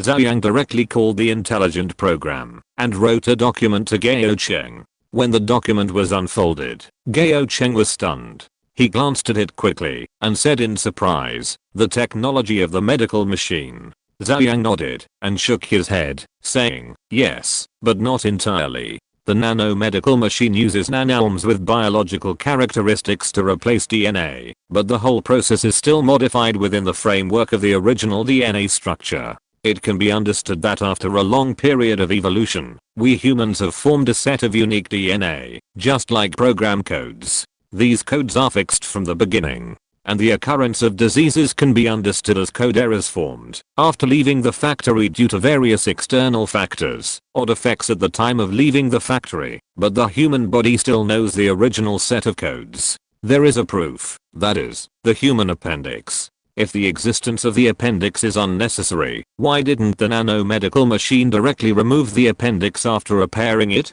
This shows that the genetic code that appears in the appendix is the factory code. Gao Cheng nodded slowly, frowned, and fell into deep thought. Zhou Yang continued, the nanomedical machine's DNA repair is still within the framework of this factory code, and now, we are modifying it to jump out of the original code, and write a new code. Mr. Zhao, can I take a quick look at these materials first? Gao Cheng said. Zhou Yang nodded. Gao Cheng didn't waste any words and immediately started to check. About 10 minutes later, Gao Cheng was surprised and said, enhanced replication, this is too unrealistic. In these materials, Zhou Yang proposed an idea for editing DNA, which is to speed up DNA replication. And it's not just a normal acceleration, it's a speed increase of many times. There is a sense of letting the wrong DNA replicate crazily, and then directly replace the original correct DNA. But Gao Cheng felt that such a process might not be completed before the person died. Mr. Zhao, what do you think? Gao Cheng asked. Zhou Yang smiled and said, the ultimate goal of our research must be application. From the perspective of application, it is impossible for the kind of thing in the movie, where I get an injection of serum, and then sleep, and become Spider-Man to happen. Gao Cheng nodded. Changing DNA will cause big problems. Zhou Yang continued, if we edit DNA and produce new DNA, is this process a bit like an organ transplant? Gao Cheng was stunned, nodded repeatedly, and said, yes, it's like an organ transplant. Transplanting an organ from one person to another person, the two people have completely different DNA, and then what happens? A rejection reaction occurs. The human body does not recognize the transplanted organ at all, saying that it is not my own organ, and then the person dies. Zhou Yang said, so once the DNA changes and affects the human body, for example, the gene segment you studied makes the human body stronger, and the muscle tissue, bone tissue, fascia tissue, etc. become extremely strong. Is this equivalent to a muscle and bone organ transplant to the human body? Then the first question is, what if the immune system does not recognize these organs? And the fucking immune system, you are a medical expert, you know better than me. Gao Cheng smiled bitterly. Speaking of the human immune system, it is really indescribable. At this time, Gao Cheng suddenly remembered a joke. Human, immune system, why do I have a fever? Immune system, because you are sick. Human, why do I have a fever when I'm sick? Immune system, because the virus cannot live long at 40 degrees. Human, but I cannot live long at 40 degrees if the fever does not go away. Immune system, I admit that I'm gambling, but one of you and the virus must die today. Doesn't this sound very fucked up? This is the true portrayal of the human immune system. It is like a cold machine, not controlled by the brain and the human body. All actions and purposes are to ensure the safety of the human body. So if you want to edit DNA, even if you pass the self-repair of human DNA, the immune system will not pass this level. DNA editing, different DNA, the human body doesn't care so much, as long as it performs normal functions, everything is okay. You know, humans are made by people with different DNA. But the immune system doesn't care so much, and if it finds a problem, it will fight you directly. Zhou Yang continued, we cultivate the repaired DNA, and then inject it into the human body, to replace the normal DNA. At this time, it replicates crazily, and the ultimate goal is to cover the original DNA. Of course, there are many problems in this step. First, suppressing the onset of the immune system is equivalent to giving the immune system a punch, knocking it out, leaving it no time to react. When the whole process is completed, it will be too late for it to react. At the same time, during this process, the human body should definitely have problems, various rejection reactions, organ failure, etc. Gao Cheng shuddered. Zhou Yang's method was too rough and direct. He simply didn't treat people as human beings, and fiddled with them casually. Zhou Yang said, in order to deal with this problem, we need to use nanomedical machines, using the modified DNA as a standard, to frantically reset the human DNA. This whole process is like a sparrow occupying a cuckoo's nest. After Zhou Yang finished speaking, he smiled and asked, how about it? Do you think my method is possible? Is it possible? Gao Cheng's breathing became heavy. He always felt that the research he was doing was crazy enough, and it was always about ethical issues and death issues. But Zhou Yang's method was even crazier, more brutal and direct. It can be said that the process of expelling the original DNA is just like killing someone. From a physiological point of view, the original Yu has been killed. But Gao Cheng had to say that this method seemed to be feasible because the pre-technology, nanomedical machines, were already completed by humans. After a while, Gao Cheng still said, "Mr. Zhao, I dare not say 100%, but maybe it is possible, but we will know after the experiment." After that, Gao Cheng smiled bitterly and said, "Mr. Zhao, you are really a genius. How did you come up with this method?" This method. Gao Cheng didn't say anything else. He actually wanted to say that this method was not something that a normal person could think of. Zhou Yang shook his head slightly. This method was not something he thought of, but was provided by the system. If it were Zhou Yang himself, he would never think of such a crazy method. Gao Cheng, I have a question. If the whole method is successful and the human body really becomes stronger, then according to the bucket principle, do you think the utilization rate of the human brain will be improved? In other words, one day, can we humans really use our brains 100%? You should know how powerful the brain is. Zhou Yang suddenly remembered a question and asked. Chapter 497, Omar in prison.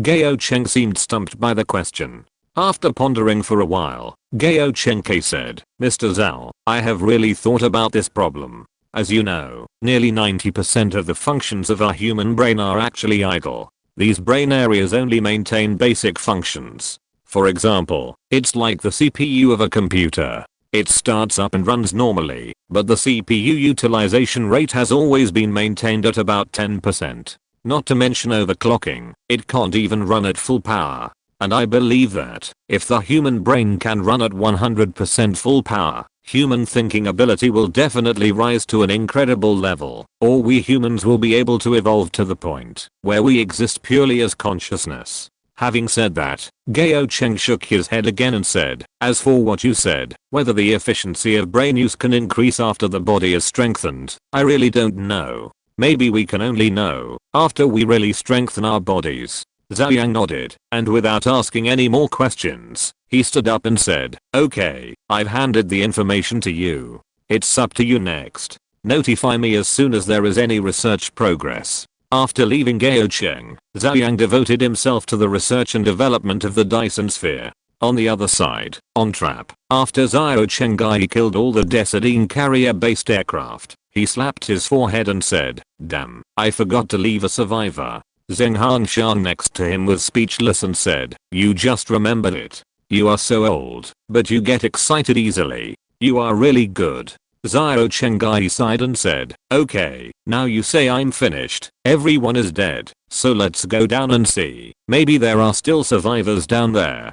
Zheng Hanshan hurriedly said, "Goodbye. For safety reasons, let's send carrier-based aircraft and mechas down to see." "Okay." Zhou Chenggai followed the advice. Soon, a carrier-based aircraft and 2 mechas left the battleship and fell to the surface of the planet. The real-time picture was also transmitted back. The carrier-based aircraft penetrated the atmosphere and could clearly see that there was a desolate land below, and the temperature was also very low, less than 10 degrees. You can see some vegetation on the surface of the planet. When you get closer, you can see large forests growing along the water system, and most of them are tall trees similar to coniferous forests. The oxygen concentration is a bit high, and no strong radiation has been detected. I feel that apart from oxygen intoxication, there should be no major problems. The mecha driver reported the situation. Zhou Chenggai said, "Let's go to the base that we bombed before." Yes.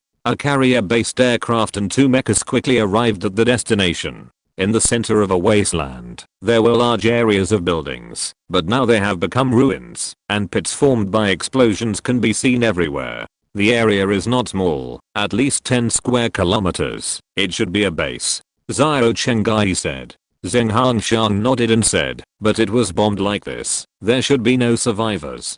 The two also saw the main gun-level laser cannon that attacked the battleship before. It was in the center of the base. Now it is also a ruin, burning with fire, and emitting billowing smoke. "Search. If there are no survivors, return." Zhou Chenggai ordered. They still have mission, so there is no need to stay here for too long. 2 mechas holding laser guns landed in the center of the base. Thermal imaging scanners and other related scanning equipment were also turned on to search the entire base. This seems to be an office area. There may be documents. A driver rushed into a dilapidated building, but the interior was in ruins, and only various electronic devices could be seen, but no text documents could be seen. These devices are all scrapped. A driver squatted down and checked it out. Another driver said, "Forget it, they are highly informationized, and it is normal that there are no paper documents." At this point, the driver suddenly said, "It seems that there is another space underground." According to sonar detection, there is a large space directly below them. The two mechas did not bother to find the entrance, and directly let the carrier-based aircraft bombard the space directly above. Laser beams fell from the sky, and the gravel exploded. Soon, with a bang, a huge cave collapsed on the surface. The two mechas looked at each other, and hurried to the entrance of the cave and looked down. There was a corridor below, and on both sides of the corridor were rooms made of transparent glass. "Is this a prison?" a driver asked in confusion. As they talked, the two of them also went down. The entire underground prison was not big, with 6 cells on each side. Now that the base was destroyed, and the energy was cut off, there was no lighting. However, with the light from outside, the two of them could still see at a glance that there seemed to be a person in a cell at the deepest part. The two of them quickly came to a cell at the deepest part. The searchlight swept through, illuminating the situation inside the surveillance. There was a bed, and nothing else. In the corner, a figure was curled up, wearing a lavender jumpsuit. When the searchlight swept over, the figure also secretly raised his head, took a quick look, and then immediately shrank back. But with a quick glance, the two pilots also saw the man's appearance clearly. It looks like a person. No, it looks like a person, not a Disadians.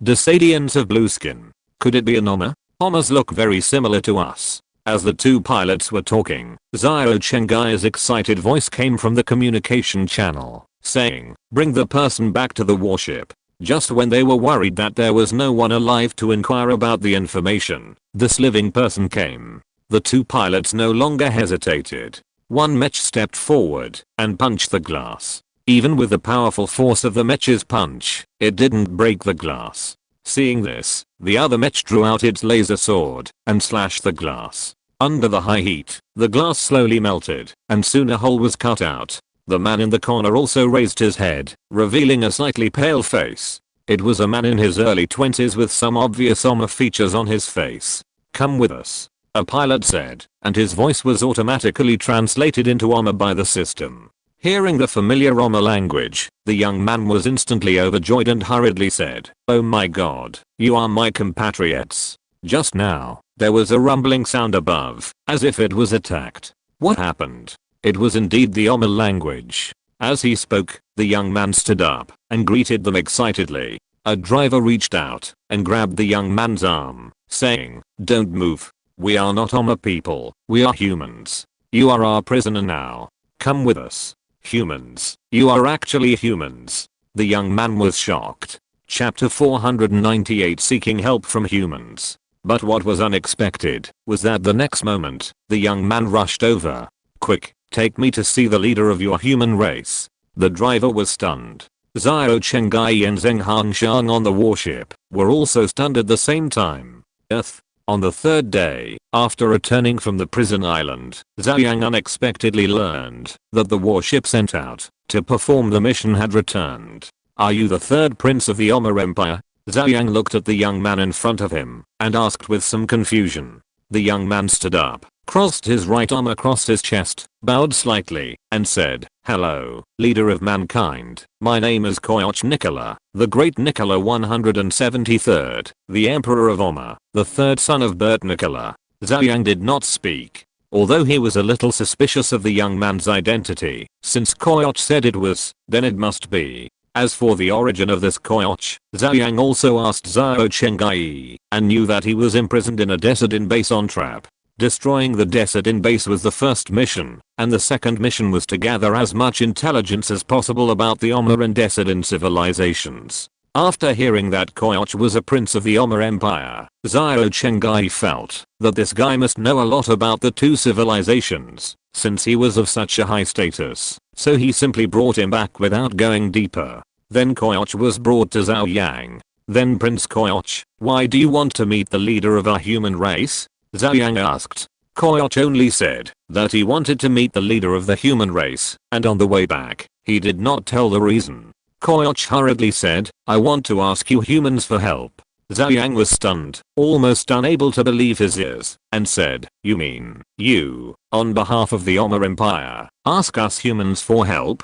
Koyoch nodded and said, yes, that's it. Zhou Yang was completely confused, and hurriedly said, Prince Koyoch, if I remember correctly, your Oma civilization is far more powerful than us humans. Even if we need help, it should be us humans who ask you for help from the Oma Empire. It's not your turn to ask us humans for help. This is the Oma civilization, a powerful second-level civilization that controls 3 star systems, has a population of 20 billion, and has countless space battleships. It is called the Empire. Logically speaking, the Oma civilization is far more powerful than humans. When will it be the turn of the Oma civilization to ask humans for help? Koyoch said with a serious expression, your name is Zhou Yang, right? I heard Anil talk about you. He was very impressed by you, and said that you are a very wise scholar, so I won't hide it from you. After a pause, Koyoch sighed and said, we lost the war with the Decidin civilization. As soon as these words came out, Zhou Yang's mind was blank for a moment. Only a few months have passed on Earth, and it should not be long outside the solar system. In such a short time, the Oma civilization actually lost. Is this true? The key is that the lips and teeth are cold. If the Oma civilization is defeated, the Decidin civilization will free up its hands and deal with humans next. Who made the Decidin civilization think that humans are Oma people and they have been defeated on Earth before? But the problem is that the Earth is not ready yet. Koyoch said in a deep voice, since it has come to this, I will no longer hide it. My father considered asking Hirana for help and sent a special envoy, but this action was betrayed to the Decidin Empire by a traitor. They were afraid that Hirana would get involved and mediate the war, so they launched a larger scale war and wanted to defeat us before Hirana mediates. But within our empire, hardliners like Becky are so stupid that they even try to use a decisive battle, fantasizing that they can defeat the Decidin Empire in one fell swoop. Just the day before yesterday, the largest war in history broke out. In this war, we fell into the trap of the Decidin civilization and suffered a miserable defeat. 90% of the remaining 326 fleets and more than 40,000 main battleships were destroyed by the Decidin Empire. Our main fleet is finished, and defeat is only a matter of time. Zhou Yang's scalp tingled when he heard this. More than 300 fleets and more than 40,000 main battleships were destroyed. How big will this war be? The Decidin Empire can defeat such a powerful Oma civilization, so what about humans? You know, the last time the Decidin civilization came, only 124 warships came, and they beat the Earth hard. Now when the Decidin Empire is free, what should the Earth do? Rely on super weapons? Not to mention that there is only one super weapon, and the Decidin Empire also has super weapons. So no matter from which aspect, it seems that humans will definitely lose. Coming back to his senses, Zhou Yang said, but we humans are too weak and can't help you. You have warships and cannons bombarding each other, and we are still using swords to chop here. How can we help? Koyoch hurriedly said, don't you have super weapons? Zhou Yang smiled bitterly, it's just a set of super weapons, what's the use? At this point, Zhou Yang suddenly said, Prince Koyoch, are you really coming to us humans for help? At this time, Zhou Yang suddenly thought of a doubt. If Koyoch was asking for help from humans, he should have led the team officially, boarded a warship, and directly jumped to Earth in space, instead of being trapped on Trap. Trap is still several light years away from Luca, and Koyoch has no reason to pass through here. There is something wrong here. Koyoch hurriedly said, of course it's true, I really asked you humans for help. Zhou Yang stared at Koyoch for a while, got up and walked out of the room. Koyoch was still shouting behind him, trying to stop Zhou Yang, but was stopped by the security guards on both sides. Zhou Yang walked out of the room. It happened to be night. Looking up, there was a starry sky, shining stars. Taking a deep breath, Zhou Yang's thoughts became clearer.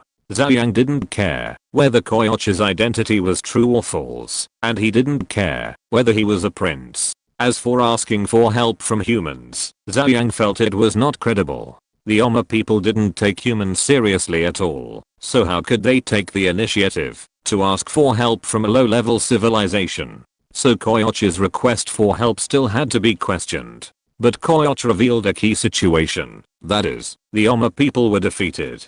Zhou Yang believed this, and from the intelligence he had obtained before, the Oma people were already at a disadvantage. If they asked Hirina for mediation, it would be reasonable for the Desadians to launch a decisive battle before Hirina mediated. The key now is what humans should do. Humans and the Desadian civilization have fought 3 battles, especially the last time, which caused the Desadians to return in a miserable defeat. If the Desadians' army came, how could humans resist? For a moment, Zhou Yang was also a little confused.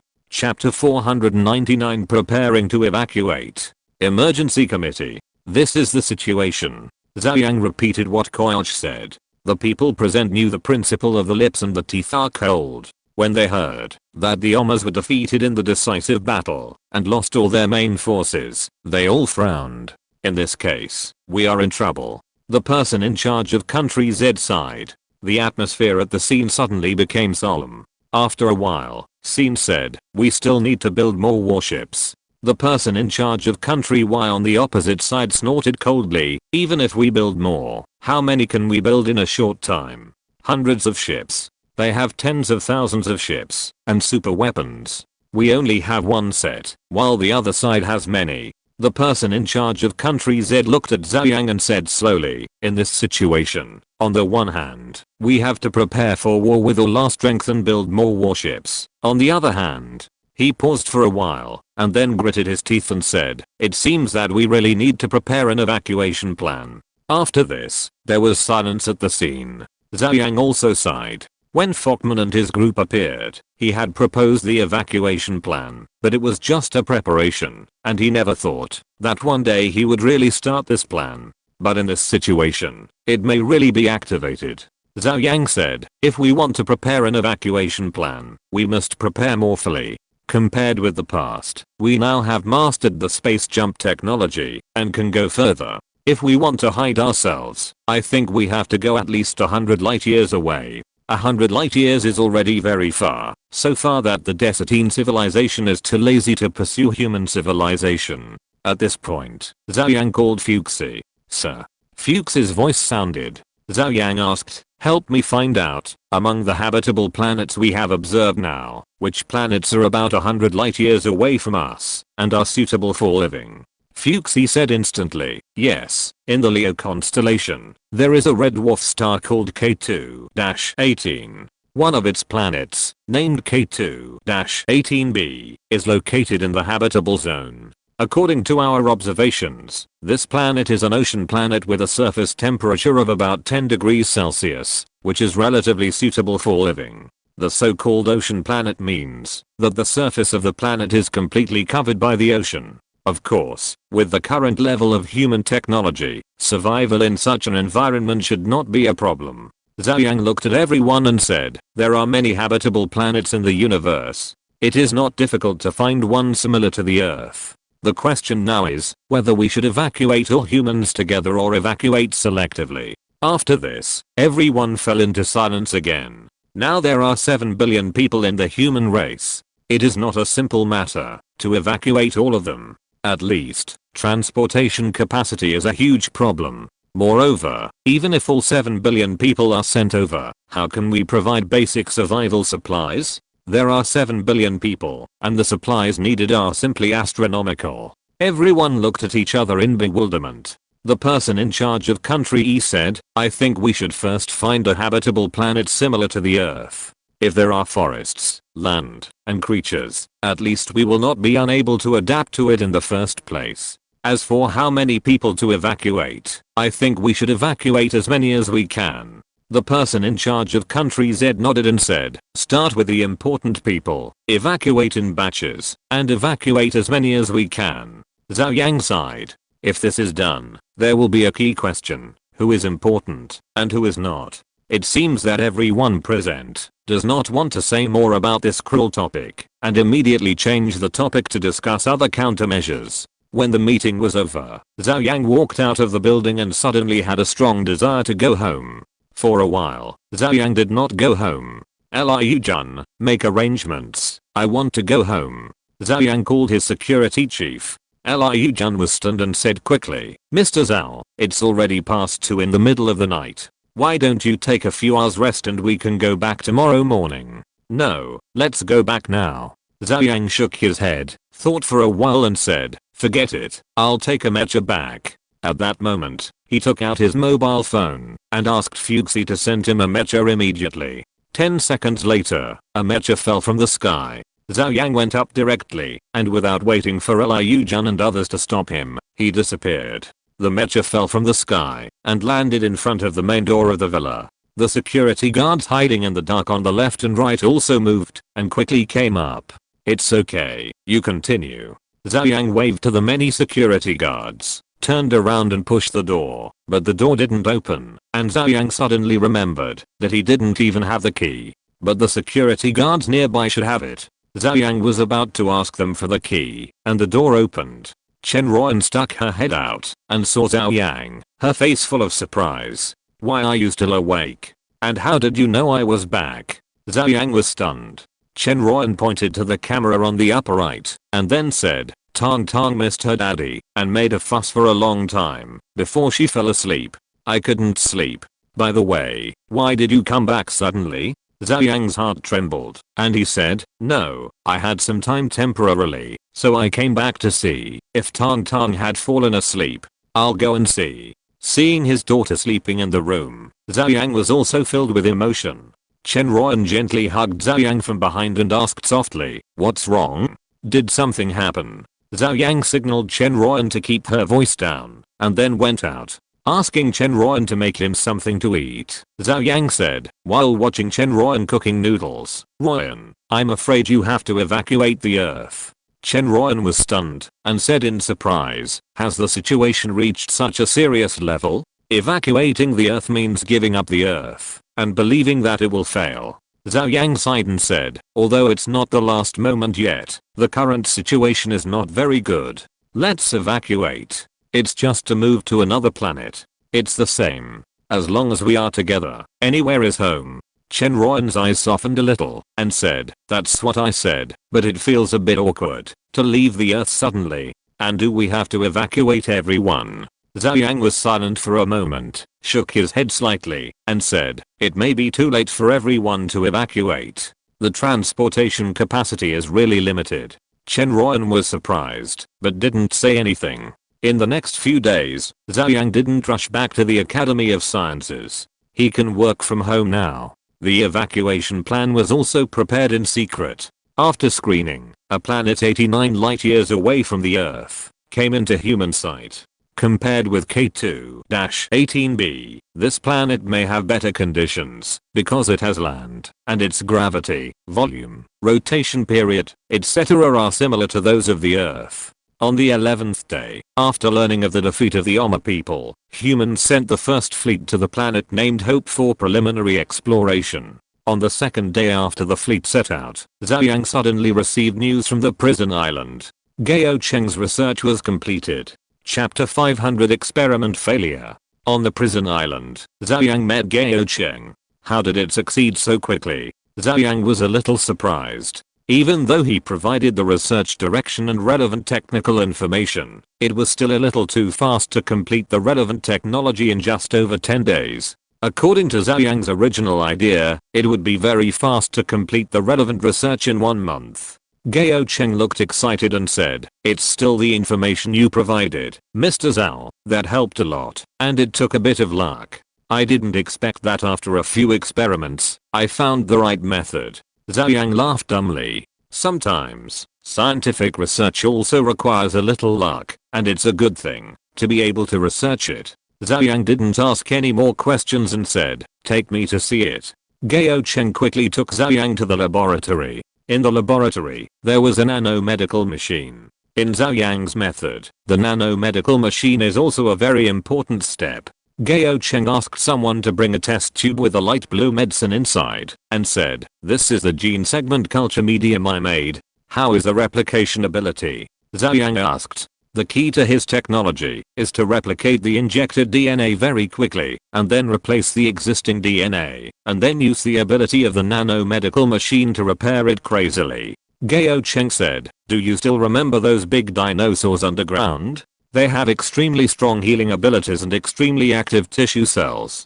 I use their specific genes to make a small gene that can allow the target gene segment to replicate in large quantities in the body. After the replication is completed, this replicated gene segment will also be purposefully cleared under the action of the nanomedical machine. As for the replication ability, it is very amazing." Zhou Yang did not ask any more questions and said, "In other words, now the entire technology has been completed and the only thing left is experimentation. By the way, you haven't conducted experiments yet." Gao Cheng nodded and said, "I haven't conducted experiments yet. Because the injected gene segment is human genes, other animals, even monkeys, cannot test out the real effect." Zhou Yang fell into deep thought. The technology is complete, but it is like opening Pandora's box. No one knows what is inside the box. After a while, Zhou Yang felt that regardless of the consequences, at least the technology was completed, and it must be verified. So he said, "Then I will arrange some death row prisoners to come for the experiment." This kind of extremely risky experiment, even if the experimenters are recruited, the risk is too great. Only the death row prisoners who have been sentenced and are waiting for execution can still play a little role. Gao Cheng nodded. He contacted Zhou Yang just to let Zhou Yang arrange the experiment. Without Zhou Yang's nod, he dared not conduct experiments on living people. Zhou Yang did not leave either. After contacting, the first batch of 3 death row prisoners were sent over soon. 2 men and 1 woman. They were all in their early 20s. The 2 male criminals had fierce faces. One of them saw Zhou Yang and shouted in surprise, "Mr. Zhou, I know you. Are you using us for experiments? In this way, as long as the experiment is successful, can you pardon me?" As soon as these words came out, the eyes of the other 2 criminals also lit up. Zhou Yang had a serious expression and said in a deep voice, "You are death row prisoners. You have been tried and sentenced to death. Even if you help with the experiment, it is not enough to offset the crimes you have committed, so amnesty is absolutely impossible." "Then I quit. I don't want to do the experiment." The prisoner who shouted before struggled. The 2 soldiers on the left and right stepped forward and held him down directly. Zhou Yang waved his hand to signal to take him away and said no more. Soon, the experiment began. The first prisoner, who was the one who shouted before, was fixed on the nanomedical machine. At this moment, he was struggling violently, shouting that he would not conduct the experiment, cursing and so on. He was emotional, but it didn't have any effect. The whole experimental process was too rough and direct. Whether it succeeded or not depended on whether the technology was successful. Gao Cheng glanced at Zhou Yang, who had no expression on his face, took a deep breath, and said to his assistant, "Let's start." The mechanical arm appeared and injected the gene fluid into the prisoner's body. After the gene fluid was injected, the prisoner looked terrified and shouted, "What you injected into me?" But there was no reaction for the time being. Gao Cheng said, "The gene segment should be replicating in large quantities now, but it should not trigger the immune system yet." After speaking for about 20 seconds, the prisoner began to roll his eyes, his body twitched violently, and his heart rate, blood pressure, and other physical indicators began to soar. It started. Gao Cheng's face changed. At this time, the immune system should have noticed the gene segment replicating crazily in the human body and started to operate, producing a strong rejection reaction. The nanomedical machine scanned the prisoner and immediately discovered the earth-shaking changes in the prisoner's body. Many organs began to fail. The immune system probably had never suffered such an attack and began to attack aimlessly and madly. The immune system at this time was very fucked up. Its purpose was to save people, but the aimless attack was actually killing people. "Quick, start the treatment," Gao Cheng said hurriedly. The nanomedical machine started to operate and repaired the prisoner's body crazily. It's better to say it's a reset than a repair, repairing it according to a new gene pattern. At this time, the prisoner was already motionless, but all the indicators were hovering on the edge of danger. Just after the repair, the immune system carried out indiscriminate destruction again. The whole process, like a tug-of-war, seemed extremely long. Zhou Yang glanced at the time. It was 5 minutes. He couldn't help but frown. The immune system was too strong. At this moment, the prisoner's various indicators suddenly began to drop madly. His heart stopped beating, and his blood pressure dropped. The nanomedical machine was frantically repairing it, but it couldn't save it. The next moment, even the brainwave fluctuations disappeared without a trace. This prisoner turned into a corpse. Gao Cheng widened his eyes, looking unbelievable, and muttered, "How could this happen?" Zhou Yang also sighed. This thing is really not that simple. And judging from the reaction, it is only in the first stage, not even the second stage. The so-called first stage is that the body accepts the new gene segment, completes the replacement and modification of the gene, and then enters the second stage. That is, the new gene segment functions and strengthens the human body. But now, it has failed in the first stage. Gao Cheng didn't look at Zhou Yang and hurried into the laboratory to check on the prisoner. Zhou Yang shook his head slightly, but he knew that this matter would not be smooth, or in other words, any scientific experiment would not be smooth. You have to summarize the reasons in failure to succeed in the end. The cause of death of the prisoners was never found. Of course, we know how they died, but why they died is unclear. After repeated consideration, the experiment continued. Unexpectedly, the next 2 prisoners also died. End of this chapter. Thank you very much for reaching the end. Don't forget to like. Looking for more exclusive content and immediate access? Subscribe to our Patreon. Remember, every like, subscription, or donation encourages us to continue. Thanks to everyone. See you in the next video.